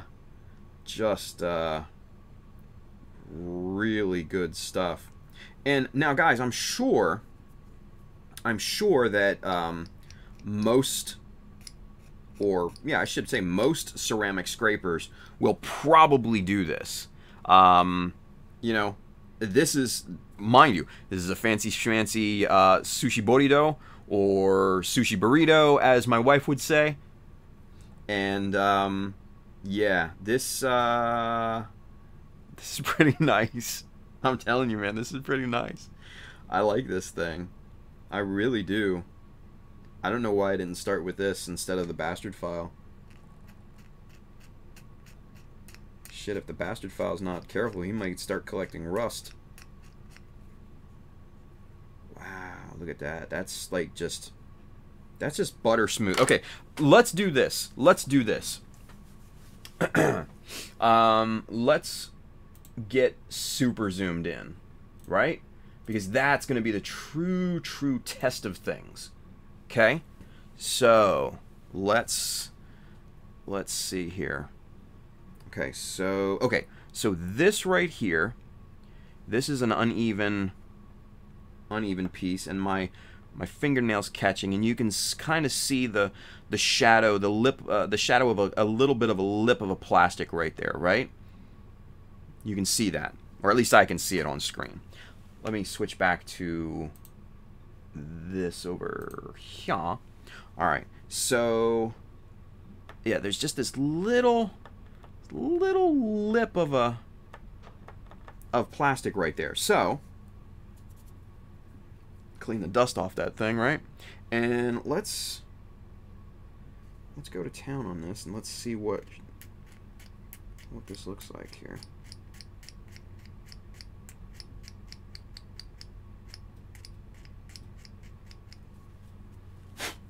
Okay, so wow, look at that. You can see in the highlight there that these two parts are just dead ass even. Look, boom, look at that. Let's get the just dead flat. Like, just absolutely dead flat. That's awesome. I mean, that's nice. Pretty damn nice and straight. Let's get a ruler. Let's see if this thing is really as straight as it looks. Whoop. And let's see. Get that evened up. Wow, look at that. That's not bad. Maybe you hit this thing with a little 600 grit just to take off just that little lip on this side that was there. But yeah, that, ladies and gentlemen, is just dead ass flat. You will never see that seam once this is primed. That's nice. That's pretty damn nice. Oh my.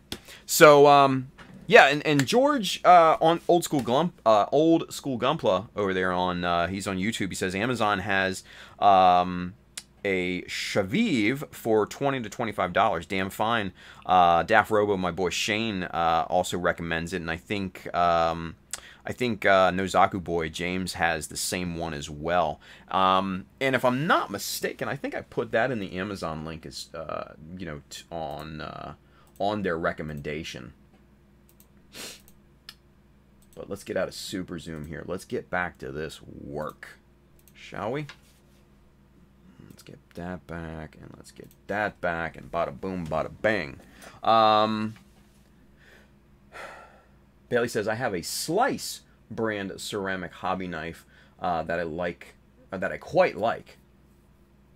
You know what? You guys, you know what? I was a skeptic of the ceramic thing. I am now a true believer. I am now a true believer. Yeah. Praise be to the ceramic scraper. Praise be. There you go. Chain KO says, what was the name of that ceramic scraper? This is a Suji Burrito. fancy schmancy that Mr. Ultraman Dino over there on YouTube sent me because he had some extras. Funny enough, and I'm looking. Okay, so I'm looking at the handle right here, and I know you guys can't see this, right? But just in super, super fine letters right here, it has the words NT Cutter. Now, if that sounds familiar to you guys, that's why my favorite little miniature hobby knife is an NT Cutter.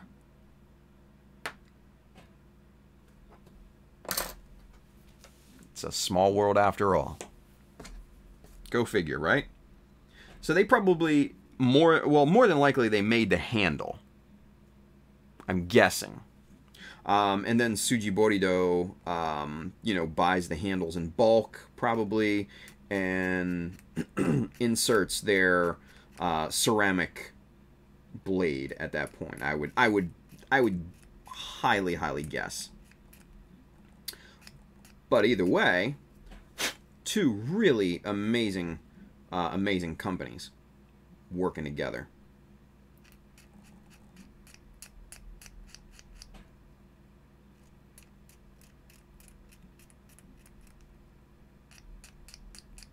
Now, I'm just going back and forth for thoroughness here because I want to make sure that I don't have any any ridges on the outside edges, because that, you know, obviously can happen, because if you're going back and forth or over the surface in one direction, the middle's going to get more material removed as you know as you go over that area. So that's kind of to be expected at that point. But we've got this whole part done up and it's nice and even now, and if we hold this up to the other part, man, these are about dead ass even as well.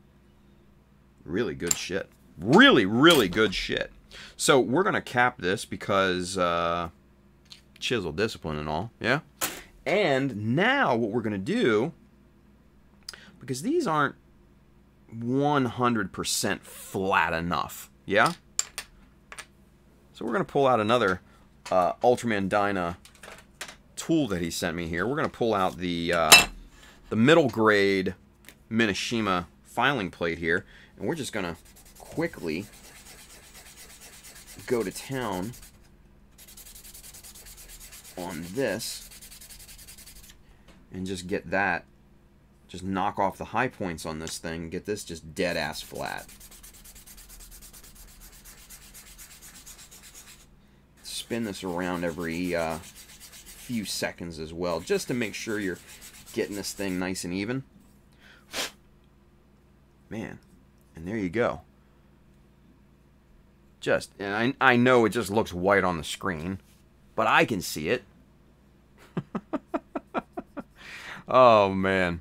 Donnie says, look at the top of the cap. Okay. Up here? Look at that. Has a little NT on top. Shit. Yeah, Tsuji Borido is makes BMC. So, okay, so this is, I'm guessing this holder, you know, the cap and the holder is by NT Cutter, and then the blade, like I said before, was probably sushi burrito, as my wife tends to say, just because she likes a good laugh at my expense. Yeah, Bailey says it's unlikely that Sushi Borido is big enough to make handles too. NT is a big company like Olfa, which makes Tamiya's knives. Yeah, no, you're damn right. Sorvon Zero, look at that. He's hot with the hobby search link over here. He says, I think it's this one. Let's check it out and see.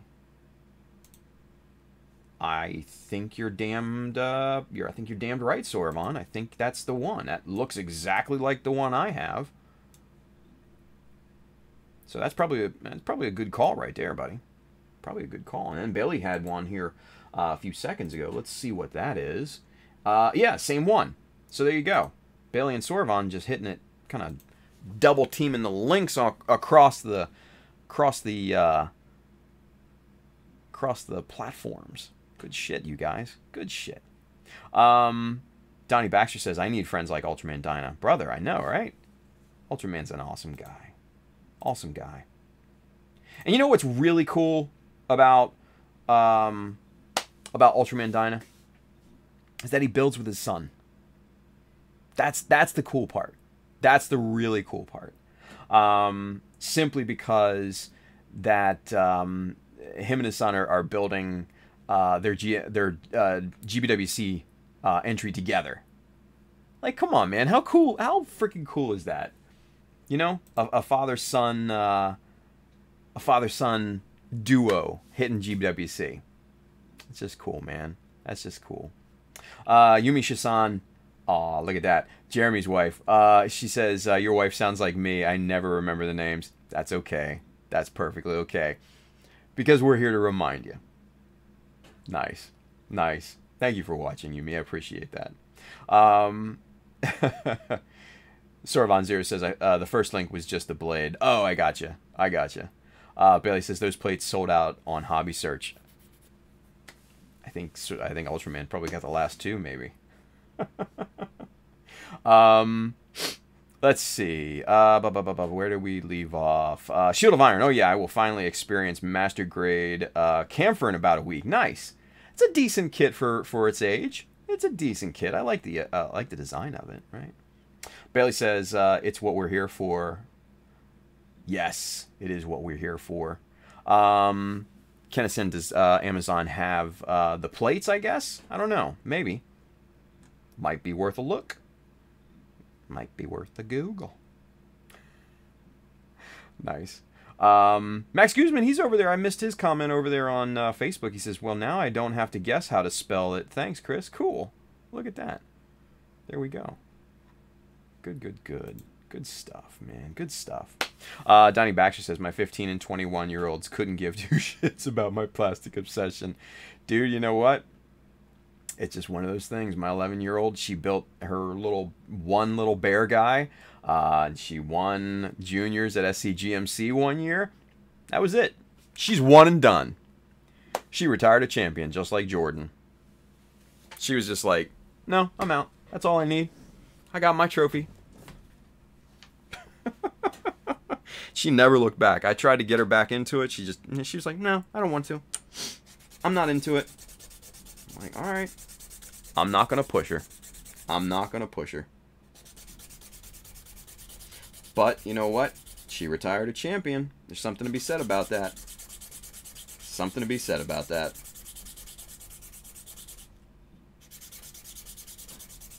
Alright. Man, that's like silk. That's so smooth. Oh, love it. And just look at how just dead flat those are now. I don't know. I just love playing with my toys. What can I say? What can I say? So, Ultraman Dyna, brother, thank you, man. I can't say thank you enough. You and James, salt of the earth. You guys are amazing. Amazing. Let's see. Bailey, what's this? What's he got? What's he got? What's he got? What's he got? He's got a link. Look at that. Minashima's on GY5. That is what, the fine? I think the GY5 is the fine one. I don't know. But yeah, it's on Amazon. It's not on Prime, but it is on Amazon. You know what? I'll go ahead and add that to the list so you guys can find it easy. Tools for scale modeling. There we go. Let's see what else is on there. Any other Minashima dillies? Let's see. Just that one? It looks like just that one. Yeah, probably just that one. But still, though, that's a plus. Yeah. Yeah. Thank you, Bailey. Kenneth Sim says, thanks, Bailey. Thank you, Bailey. I threw it on the list. If you guys wanna Check it out. It's there. It's good stuff. Max de Guzman over there on Facebook, he says, wow, good for her, man. That's awesome. Yeah, she did great. I'm super proud of her. So, but, and this was back when she was like, God, I want to say she was like 7, and she did it. Now, I mean, she won juniors. It just, you know, juniors. But she did a great job, and I'm proud of her. Proud of her. Ultraman Dyna says, it's the least I can do, bro. Man, you did good. Did good, brother. Did good. Bailey says, sorry for the smile Amazon link. I've raised like $10 for my charity. That's awesome, dude. Don't apologize. That's so cool. Kyle Harris over there on Facebook, he says, looks like I'll be doing some shopping tonight. Oh, look at that.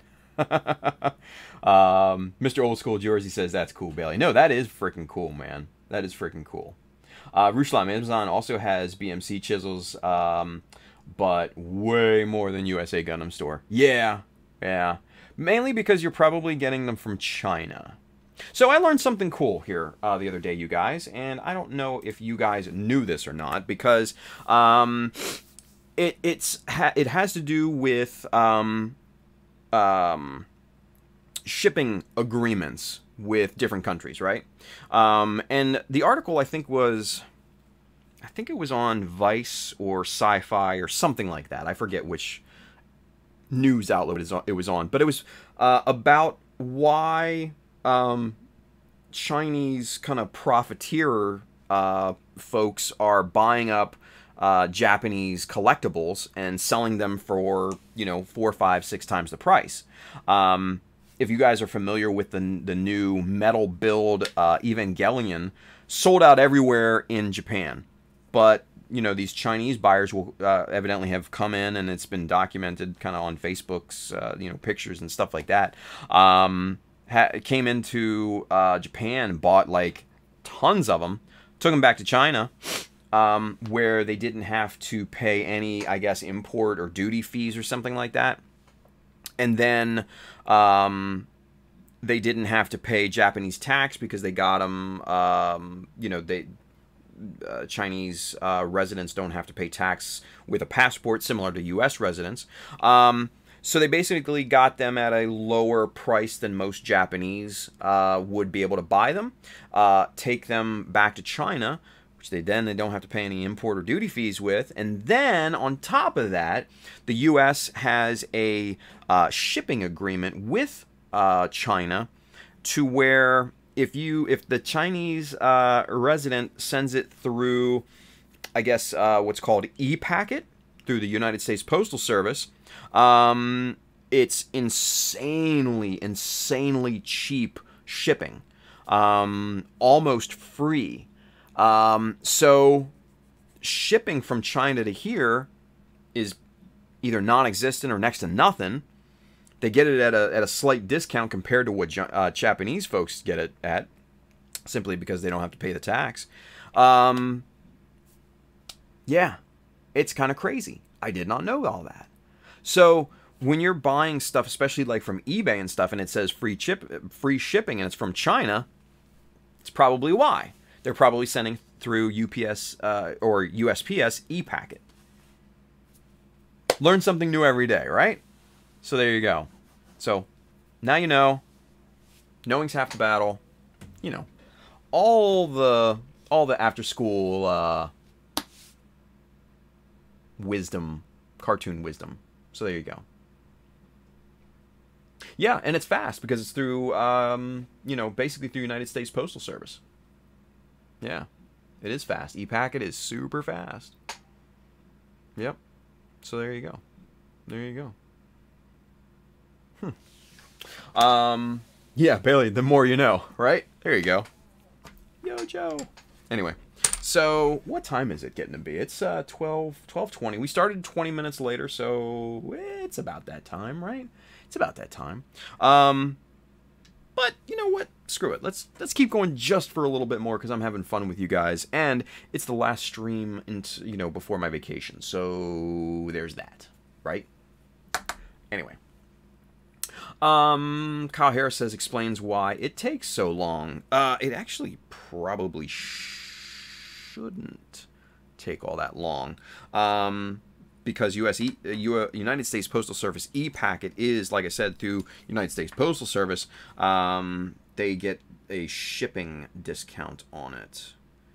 I want to clean up these lines, but I don't think 0.5 will be good. I think we need 0.7 on this one. So let's go back to here. Let's dig in the crate o chisels over here, right? Let's find the 0.7. Oh, we're not on 2 camera. Boom, 2 camera. There we go. 0.7. There we are. Nice.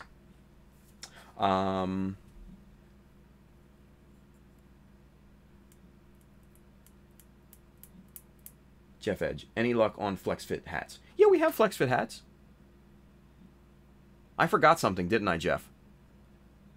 What did I forget? Shit, now I feel bad. Remind me, Jeff. I'm sorry, brother. Remind me. Because I can definitely get FlexFit hats.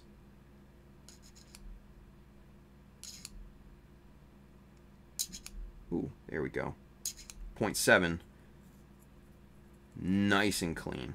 So this is the seam where the 2 halves are glued together. So I'm basically just kind of clearing that out and evening it up.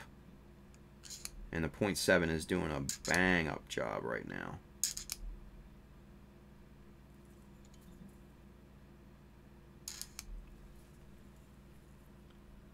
Kenneth Sim also discovered some pirated BMC chisels way cheaper than original. Nice. Rushan says it takes a while before they ship out. They send out shipments in bulk. Probably why it's so cheap at that point, yeah? Okay. Jeff, so if you want... Okay, so this is for Jeff Edge. Jeff Edge, talking to you, buddy.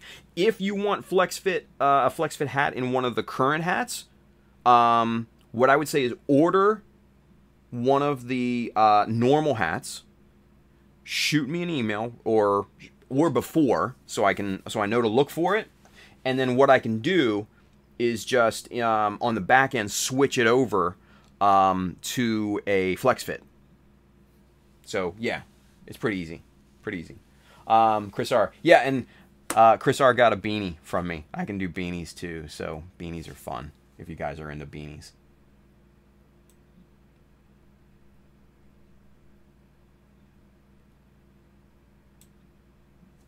So yeah, there you go. But yeah, so just like I said, shoot me an email, shoot me a message through like Facebook or Instagram or whatever. Just just message me. I always have this at my side, even on vacation. I'm gonna have it, and we're gonna, I'll be in touch with people. I'm not falling off the face of the earth or anything. It's not like I'm going on a cruise or whatever. But yeah, just if you want a hat, dude, order whatever hat that you're interested in. Or actually, you know what? Strike that. Message me first what hat you want, and then I'll make sure, number one, I need to make sure that the color is available in the FlexFits, because not all the current colors and snapbacks are available in FlexFit. So message me behind the scenes on what hat you're interested in, and I'll make sure that it's available in FlexFit, and then you can just go ahead and order like normal. And then once you order it, I can swap it over to a FlexFit for you. Easy peasy. It's super, super, super easy to switch over to. So seriously, don't even think anything of it. If you want a FlexFit. So super, super easy, super easy. Hey, Victor Pena said, just got into building, love the channel. Brother, thank you. Thank you, Victor. A newbie. A rookie. A virgin. Welcome, man. That's awesome to hear. Welcome to the hobby. We're glad to have you. Man, we just, you know what? Mecha Army, brother. Welcome to the Army. We have a good time. We learn from each other. And, yeah, it's fun. It's fun. So, very cool. Very cool. And then, Let's see. Yeah, Bailey says a beanie in Arizona. Yeah, I know, right? Seems a bit suspect, but no. Chris works in a freezer, so that's why. Got to keep his melon warm. Got to keep his melon warm, right? So, very cool. Very cool stuff. Very cool stuff. All right, so we've got these two pieces sanded all the way around with our fancy schmancy sushi burrito plastic scraper, ceramic scraper, I should say, and we've got the ends super duper nice and flat with the new Minishima filing plate that Mr. Ultraman Dino was nice enough to send us. And now we've got these two side seams nice and dead flat with our BMC 0.70. So now what we can do is we can start to kind of extend these things, right? Start to figure out what we want to do in terms of the extensions on the. It'd be good if I was on camera, right? Man, right now it just looks like a bench grinder. Look at that. Doesn't it? Doesn't it? Looks like a bench grinder. You know? Y'all know what a bench grinder looks like, right? Am I the only one? I don't know. Anyway. But that's what it looks like. So we need to fill in this gap here with something cool and interesting looking, right? So that's what we got to do. That's what we got to do. But before we do that, we need to create a new length of extension. How far do we want this? How far do we want these end plates to come out now? That's going to be the big, kind of the big question, right? Let's see. Rushan says no wires on one side. It looks like an outlet now. Does it? Oh, yeah. Look at that. Looks like an outlet.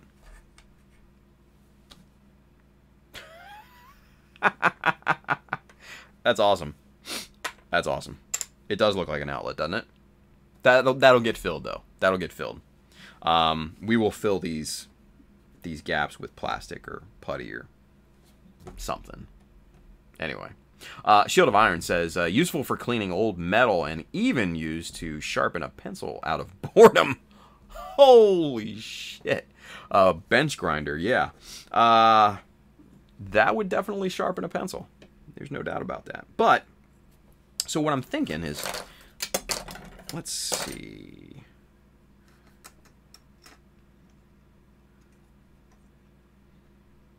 Would 10 millimeters be too much of a gap? I think we could fill that. I think we could fill that. Because that would make it 10 millimeters on both sides.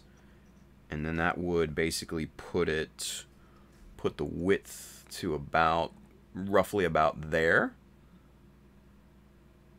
It's not bad. That's not bad.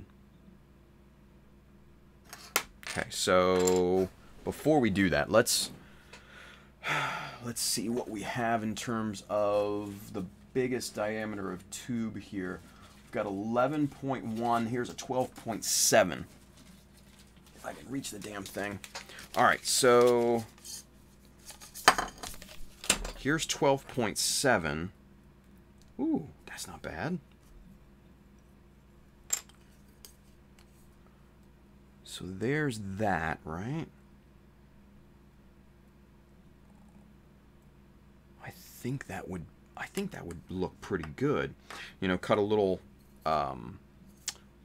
bit of this off, pop this on here as our spacer. We can maybe scribe some lines in this and stuff like that. Maybe put on little starting to formulate an idea. The gears are starting to grind.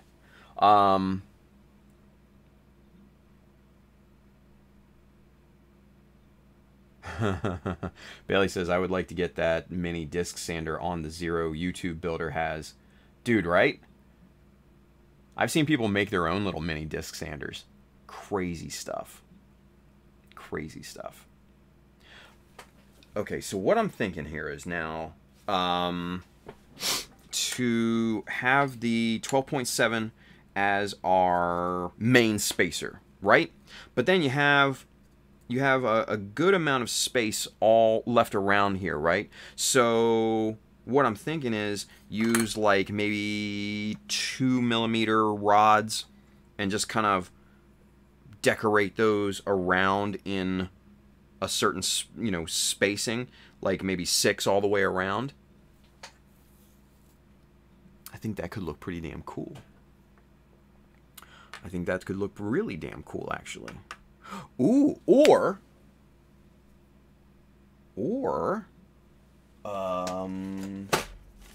use not these, but the 2mm, steel rods. Yes, there we go. Now I think we're cooking, because these are 14mm. So if we have a 10mm space, that's 2mm in each end. Plenty. That's plenty. And you don't even have to paint these. Oh, you guys. I think we got something here. I think we're onto something, you guys. I think we're onto something. All right, so let's start with the spacer. Okay? That's what we're going to start with first. So now, what we need to do is we need to,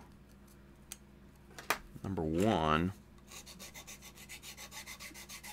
just make sure that this is nice and flat there. Knock off all the chaff and everything. And then we will mark this. If I can find my pencil. There it is, behind the Zaku. It's hiding. Mark this right at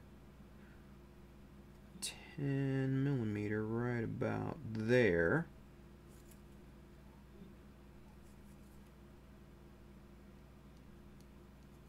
Perfect. And what we'll do now is to get our pipe cutter here. And we're going to start cutting these spacers out, yeah?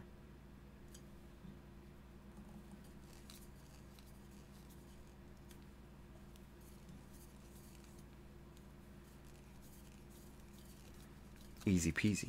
Yeah. Superset 5 is out on Twitch. Good night, buddy. Appreciate you watching, man.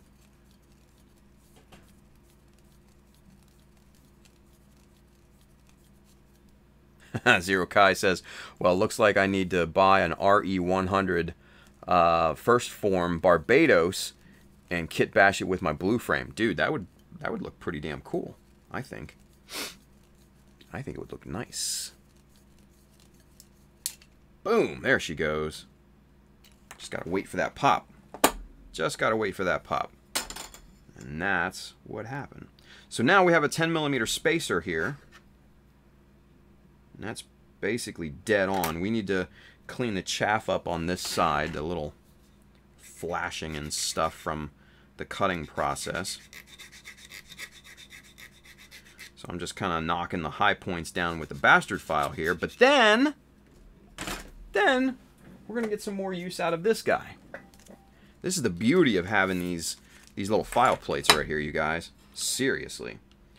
So now you can just kind of take this, hold it as flat as you can, and just kind of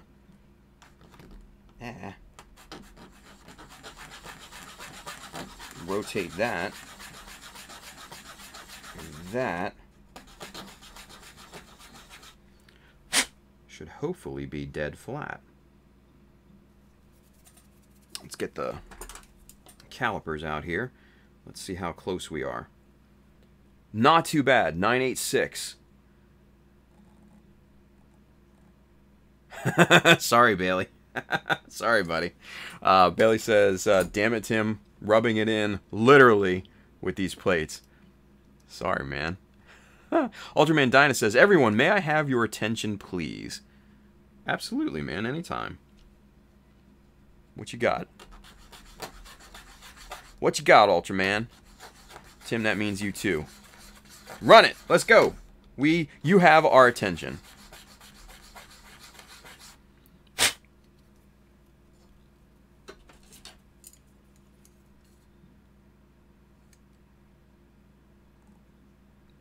Nice. 9 3/4. Alright. It seems that Chris R and I have entered into a build-off. What? Dom Tropin versus Dom Tropin. What? Nice. Exactly the same kit, Ultraman says. Beautiful.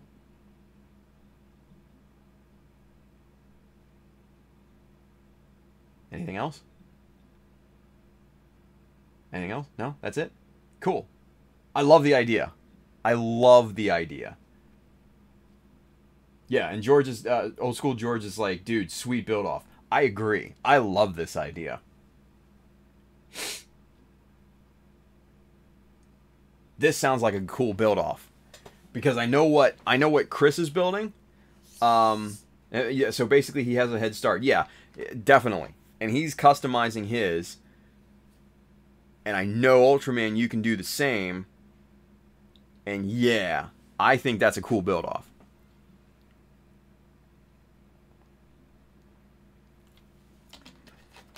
Now, the thing is, this is the thing. This is the thing. I would like to impose a rule on this build-off, if I may. The rule is that they have to be done in time for Saboten Con in Arizona. Yeah. And I would love to see both of them out there for that in that competition. What do you say, gents? Think we can make it happen? Ultraman, I know you're in California, I think? Are you in California, Ultraman? Can you get out to Sabo? That's in September. Or no, yeah, no, August 30th to September 2nd. So you guys got plenty of time. Plenty of time. I'd love to see I'd love to see you guys out there. Go head to head. Oh, he's in Ultraman's in Utah. Damn it. Damn it. A little far, right? A little far. That's okay though. I could dream, right? I could dream. He was in you were in Cali. That's what okay. That makes sense now. That makes sense now. But man, I would love to. Sounds very tempting. Brother, come on, man. Bring the boy and make a weekend out of it. Come on. It'll be fun. But yeah. If you can make it happen, I think that would be a beautiful thing. Both Dom Tropins at the same place at the same time. Come on. That'd be great. There you go. Yeah, we could do a live stream out there. That'd be great. Yeah? Is Utah... No, Utah's not next to Arizona, is it? I'm trying to remember my geography. New Mexico's next to Arizona, Bailey. And then Arizona's next to California. Is Utah above it? Is it? Okay. Couldn't remember what the hell's above Arizona. I don't fucking know. Hey. Whatever works, man. Anybody that can get out to SaboCon or Saboten Con or whatever, man, come on out. I think it's going to be a lot of fun. I think it's going to be a lot of fun. I'll be out there. Those Gundam guys will be out there. We're going to be partying and just going to be rocking the whole place. Yeah. I think it'll be a lot of fun. I do. I think it'll be a lot of fun. But that's just me. That's just me. Alright, so let's take the chaff off of this end here, because we're going to use this end as the second spacer for this fuel tank here. But yeah, dude, if you can, Ultraman, if you can get out there, oh, that would be great to see. That would be amazing to see both Dom Tropins at the same place at the same time. And it would be an excellent way to end that build-off, too. Yeah. He says, how about this? I will definitely strive to go. Man, that's good enough, man. That is absolutely good enough. And, you know what? Guys, I would totally understand if you couldn't go. Trust me. I totally understand.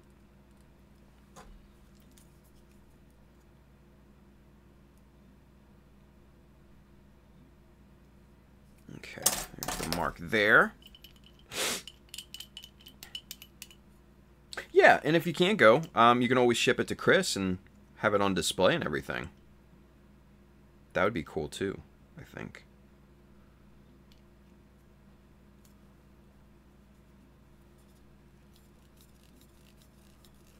Victor Pena says, yes, it's next to Colorado too. There you go.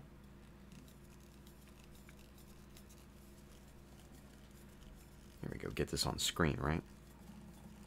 So basically the thing with this, since it's a nice big hollow rod, this will basically start to compress it more than anything. This is really meant for copper tubing, like plumbing and everything like that, where it doesn't flex or compress or anything. But it still is able to cut, obviously. You know, you just gotta keep it rotating, and it will cut. It'll start to cut through eventually, and just kind of rotating it down, you know, a quarter turn every now and then. But it will cut through before it compresses down all the way. And you just basically, kind of like I said before, you just wait for that pop, right? And it'll pop. It'll pop on you. Boom. There you go. There's that pop. Just rotate that around ever so gently. And there we go. There's your second spacer. Easy peasy, right? So now, we got to knock the chaff off the other side here, because there's a lot of it. Just knock off the high points. Just kind of slowly rotate that that tube as you're filing this down, just knocking off the high points of this, because you don't want to file straight on a tube if you can help it. You know, file it in any one location more than the other. You want to keep them twisting around, because then you'll get a nice even surface that way, right? But then, as Bailey so eloquently described before, we take our new Minishima filing plate. Sorry. I'm sorry, B. I'm sorry. Then you just kind of go to town, twisting this and rotating this around like this, and then just getting this thing just dead flat.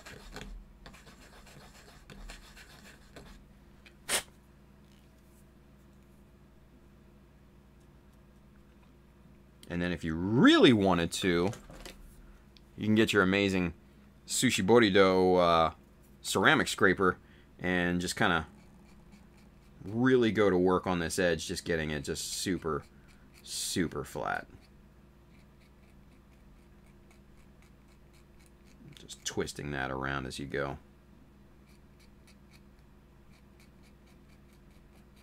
Nice. There is our second spacer. So let's see how we did on that.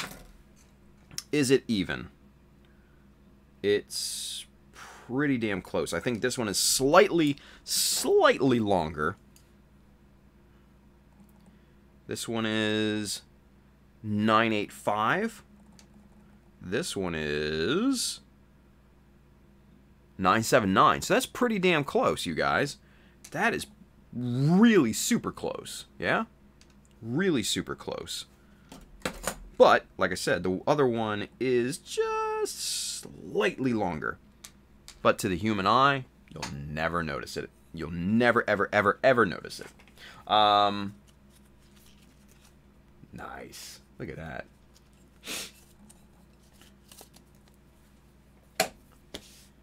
Yeah, Bailey says, Dom Tropin is a great design. He says, I've enjoyed seeing Chris's articulation mods. Looking forward to what you do, Ultraman.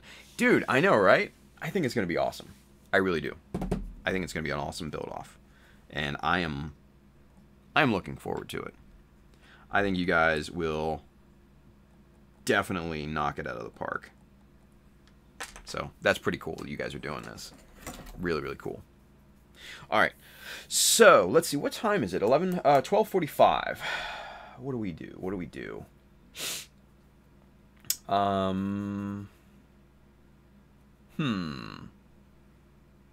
want to keep going.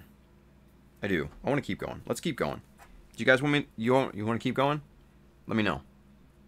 If you guys want to stop, I get it. We can stop. But let me know if you want to keep going.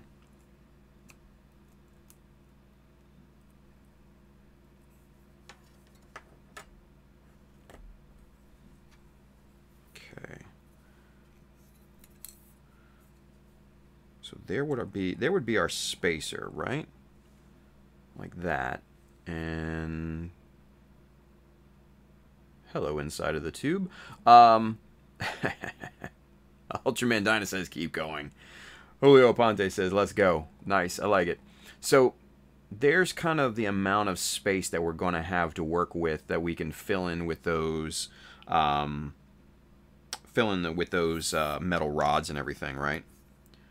Now,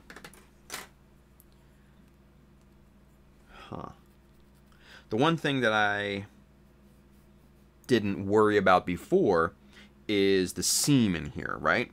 So, let's put this ceramic scraper to the test, and let's see. Let's see if it can knock this seam down to nothing here. What? Holy shit, you guys. Like, that's stupid easy.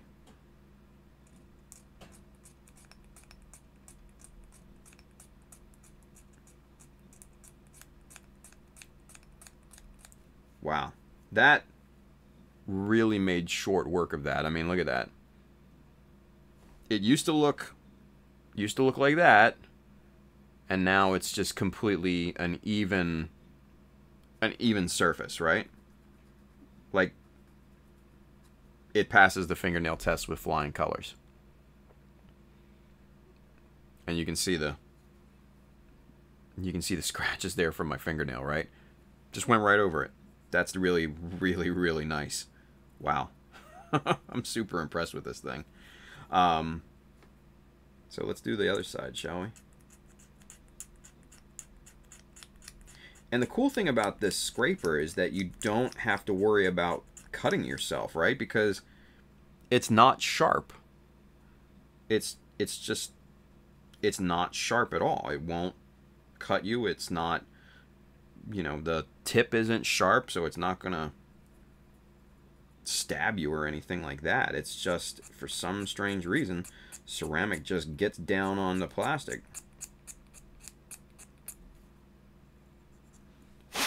Man, really good stuff. And like I said before, you know, once you put a coat of primer on this thing, you will never see this seam.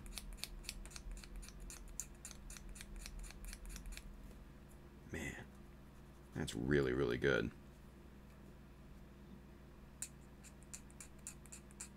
Really, really good.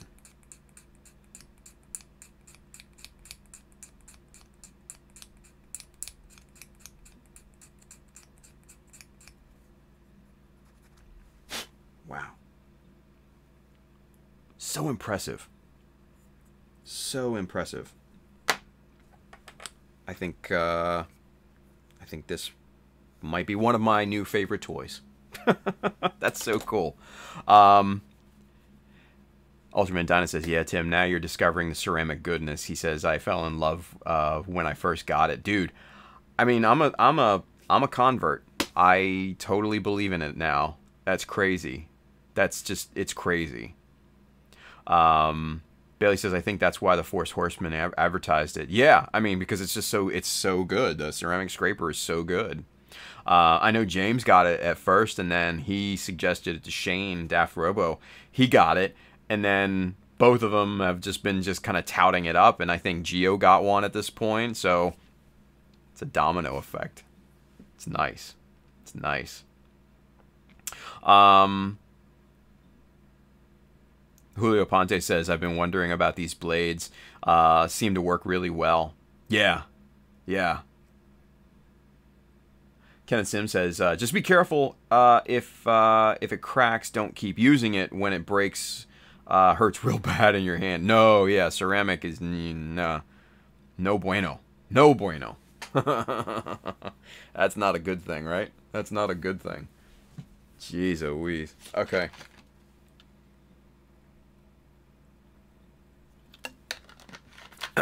Excuse me. All right. So, with that being said, we need to cut now our connecting tube for this guy, right? So we need our T-square, and we need the pencil.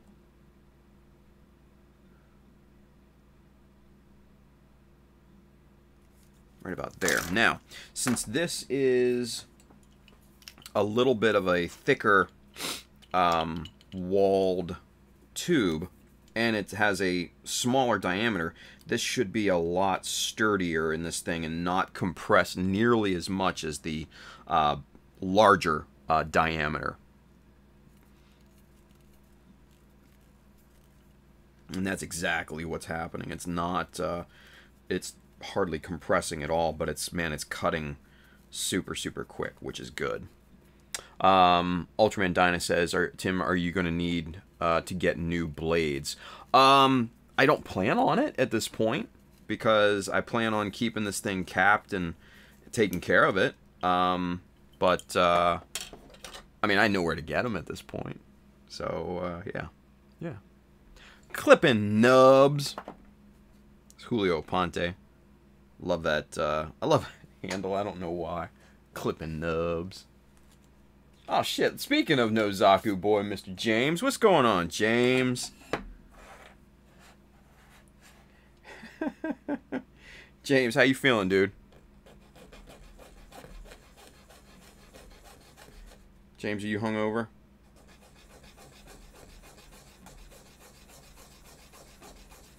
Are you flying straight? James, oh, did I just measure that wrong? Yeah, damn it. That tube's a waste. I just measured it wrong. Brendan Hay is over there on YouTube. What's going on, Brendan? He says, what's your GBWC concept? Great question. But real quick, I'm going to get back to you, Brendan, in just a second. James Nozaku Boy says, good day again, all. A bit hungover. Butt bim back on the beer, so life is good. Nice. Good stuff, James. Good stuff, buddy. But Brendan, hey. Did I just say hey, Brendan, hey? Sorry, Brendan. So the concept is basically this guy right here, this custom Zaku that we're building right now. He is basically getting sliced in two by another pretty badass mobile suit that we're going to be working on after we finish the Zaku. And basically it's going to be kind of like a Hunter Gelgoog style mech. He is basically a Gelgoog, but kind kind of tricked out with Sazabi parts and Sananju Stein parts. It's going to be a nice little kit bash, and then kind of accented with some Regenlay's Julia parts as well. So it's going to be pretty wicked, I think. So that's kind of the concept at this point. Those two will be fighting, so I think it'll be cool. Ultraman Dyna says, the Fetties call the Efreet the demon of the jungle because the Efreet keeps taking out the mobile suits they send to look for Xeon remnants in South America. Nice. I am not up on the backstory of the Efreet. James Nozaku Boy says, I'm glad you finally got on the file plate and ceramic scraper train. Dude, I know, right? It's been a while. It's been a while and I've needed to, but Ultraman Dyna hooked it up. And yeah, I'm a true believer now, brother. I am a true believer. So, this shit is awesome. But, my dumbass just measured this tube incorrectly, so we gotta cut another length of it correctly now, because I measured, I think it was like 5 millimeters instead of 10 millimeters, so now we gotta go back here and do it right. There we go. Now we got it. Now we cut the correct length of this connection tube. And crank that down. Start spinning.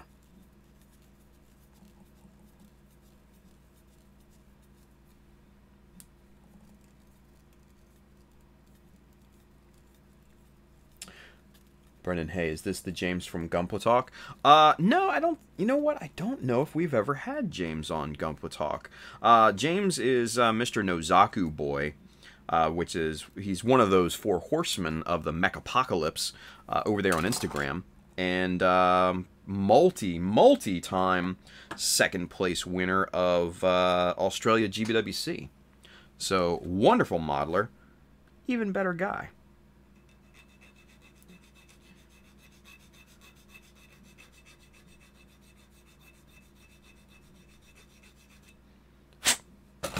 Alright, so now let's compare. Now we've got that. That's the proper length of tube that we need. So that's good. That's a good thing. There we go. Let's see. Oh, Ultraman Dyna, that's the backstory of the Efreet that I'm building. Gotcha. That's a hell of a backstory, dude. I like it. I like it a lot. Bailey says, next you need to try Sujiborido's Onigiri file. I love mine. Is that the flat file that they have? I think I've seen that. James Nozaku Boy says, haha, aw. Sorry, James. Brendan Hayes. Okay. Nozaku, too nice, man. He's actually a bit of a jerk. Man, nah. James is only a jerk when he's trying to be funny. But even then, it's awesome. He's awesome. Nah. James, you're good. You're a good dude, man. You're a good dude. Yeah. See, you know what? This is a bad habit that was just witnessed. I'm trying to flatten this tube out with my hobby knife when I have this handy dandy ceramic scraper. So I need to break myself of the habit of reaching automatically for the hobby knife, right? You guys saw that. That is now a bad habit.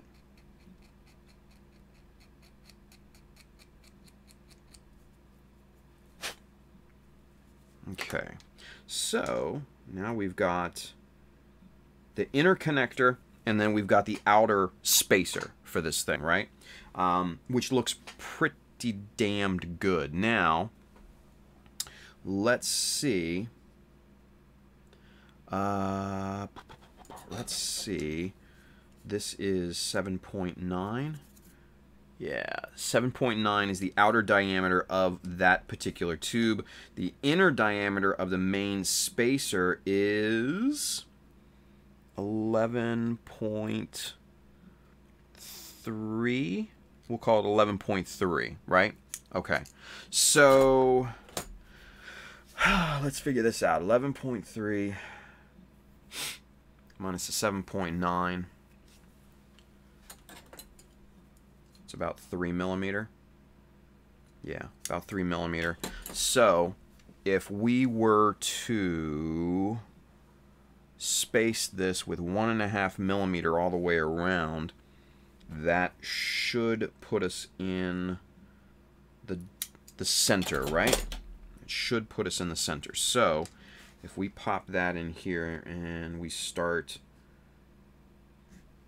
spacing this out, because I want this inner spacer here to be able to center the outer spacer.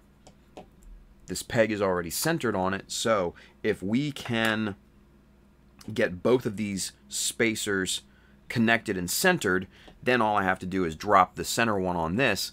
The outer one's already done for us. See what I mean? So that's the thought process at this point. Yeah?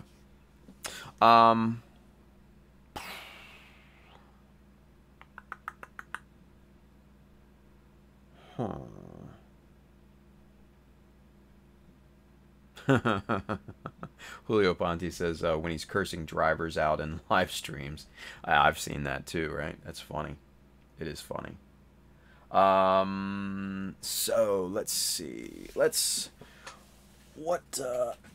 Come on, you get over here. Let's see what we have in 1.5. I think we have 0.75 in 1.5. Here's 0.5 in 1.5. But I'd like something a little bit beefier than that. Yeah, here's 0.75 thickness by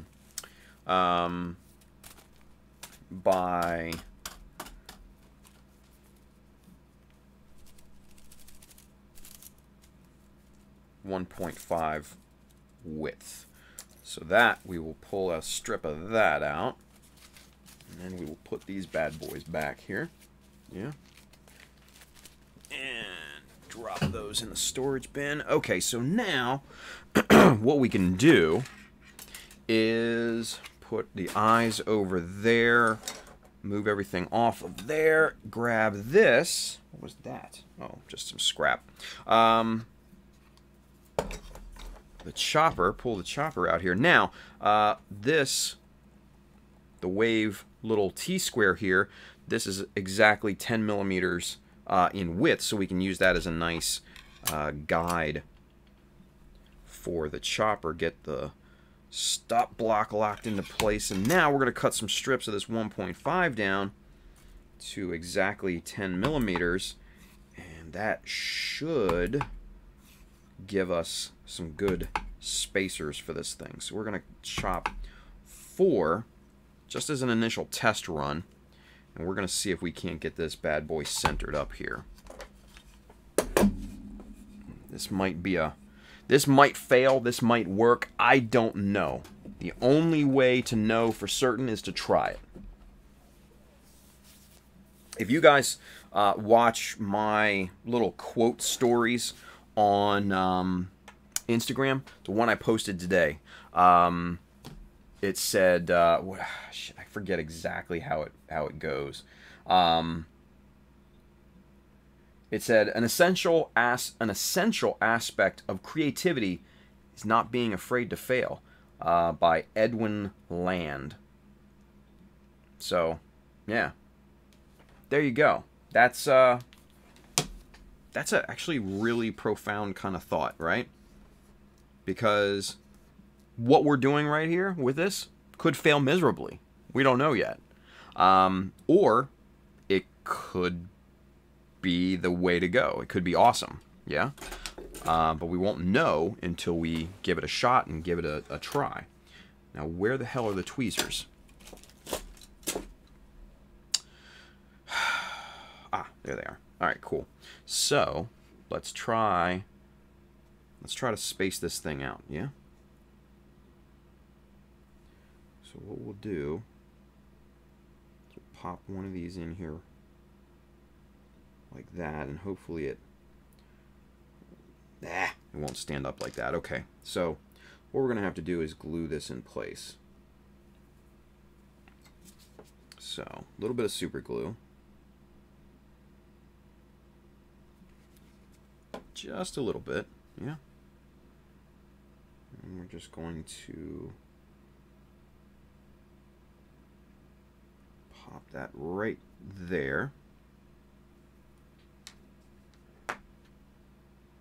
And I'm not trying to make this perfect. These spacers can go pretty much anywhere on the inside surface of this thing. So, you know what? We'll try it and see. We'll start with the 2, and we'll go from there.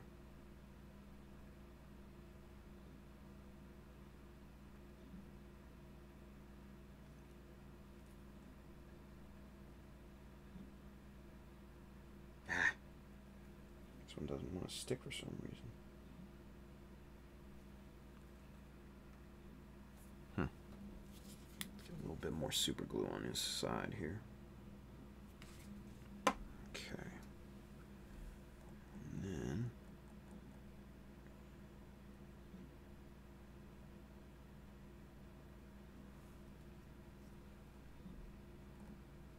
that looks fairly even at this point. So now let's try and pop this guy in here. Oh man, that's not bad.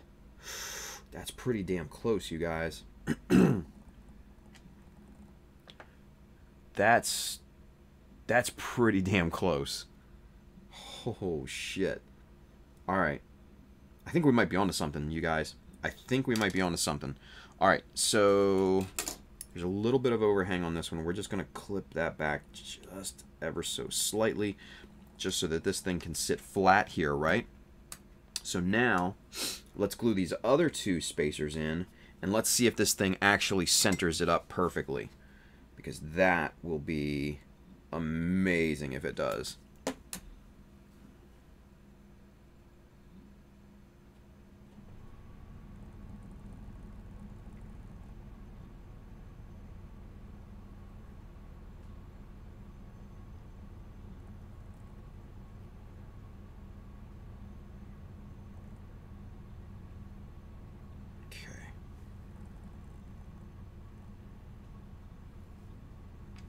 Alright, let's get this 4th one in here. Let's see what we're working with. You know? Like I said, this may work, this may fail spectacularly, but we don't know. That's the fun of it. That's the fun of it. Will we fail or will we succeed? I think either way we'll succeed, to be honest with you. Even if we fail. Because this is a fun experiment to find out if this thing will actually center properly. Okay, so clip these back just a bit so this thing has clearance, so it'll sit flush on the surface. All right, moment of truth. Here we go. Oh. Yeah! Why am I so happy with this? I don't know. Oh. Look at that. Man.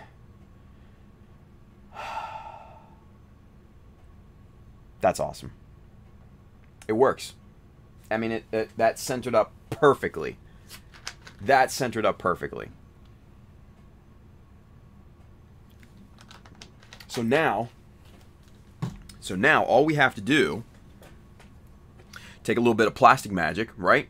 And just like running, just like doing panel lines, we just drop, put a drop right on the top of each one, and through capillary action, that glue will be sucked down in between the gaps and everything, and that will adhere the inside tube to those spacers, and it'll make it one solid piece, and it'll be awesome. Oh, so happy right now with this. All right, but let's see if let's get this tube on here first, and then let's drop this guy over top of it. And now this is the big test. This is the big test. See how it measures out, right? So we're looking at about 4.5 there.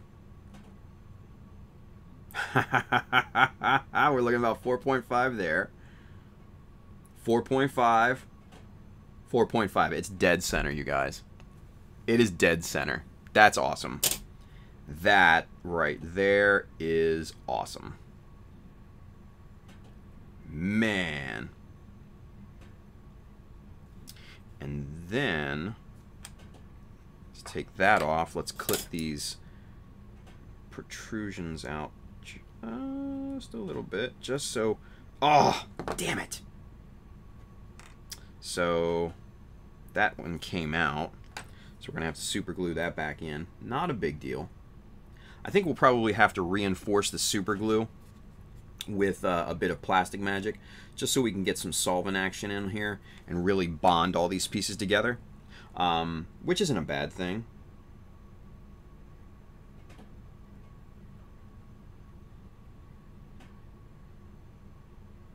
Because basically these are just butt jointed into this thing.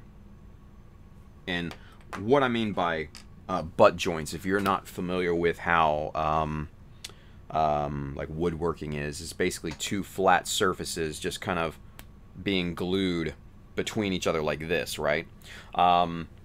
In woodworking circles, and you know, I'm sure James would understand, you know, in terms of cabinetry and stuff like that, the more surface area that you have, the stronger that joint will ultimately be.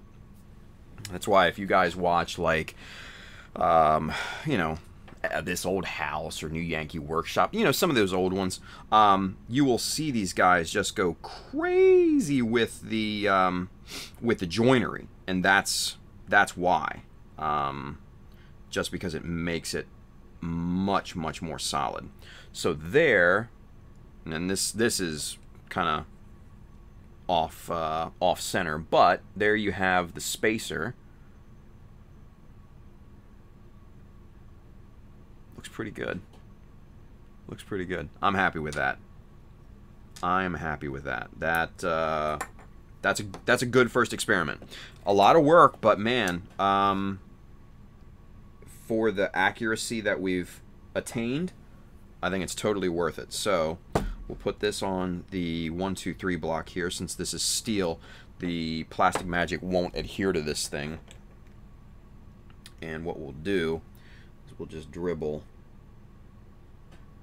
some plastic magic down each little spacer here, and then that will start to glue this up beautifully.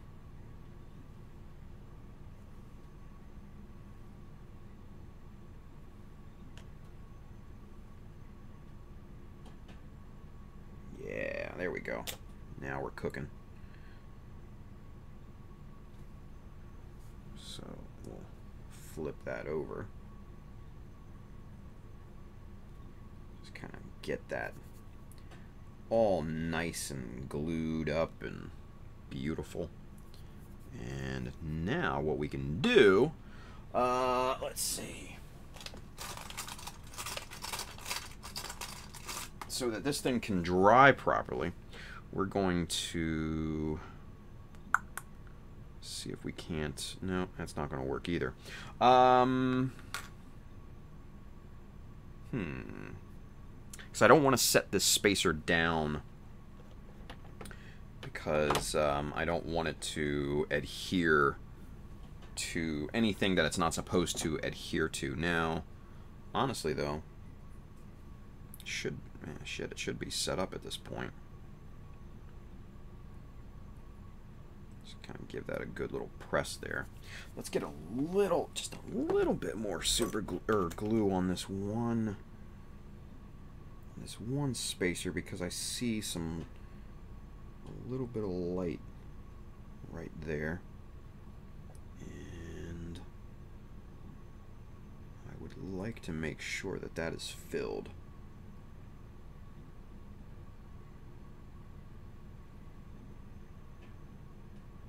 There it goes.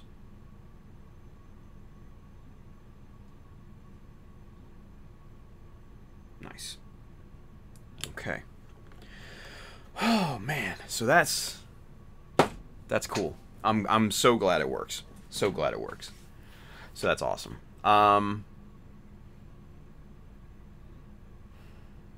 Let's see. Let's 115. Man. Uh-oh.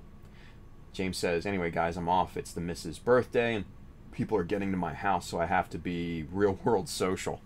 Oh, man. Good luck with that, James. Silver Maverick, Ricardo, he's up.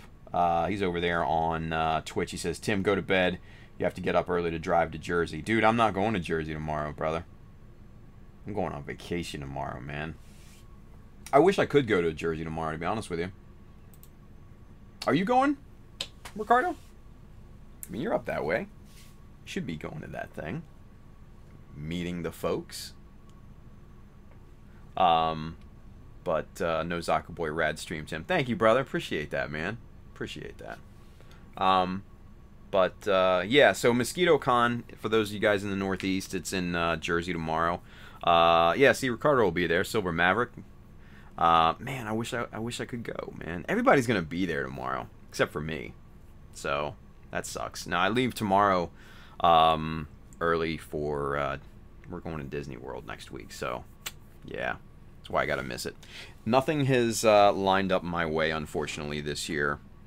So you know, Mosquito Con, the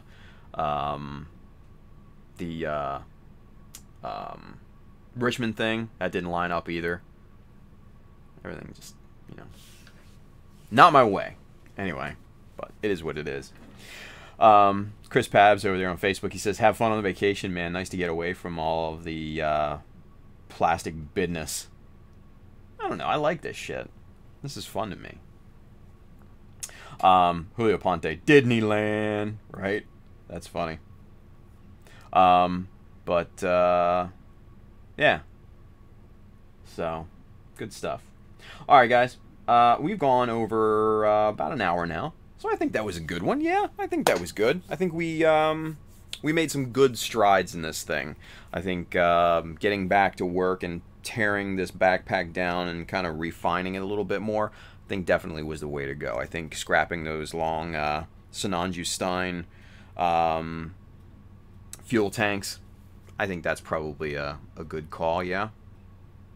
So, but anyway, you guys, so like I said, next week, no streams, no Mechanism, no Chata Mecha live stream, no nothing next week. So, dead air next week.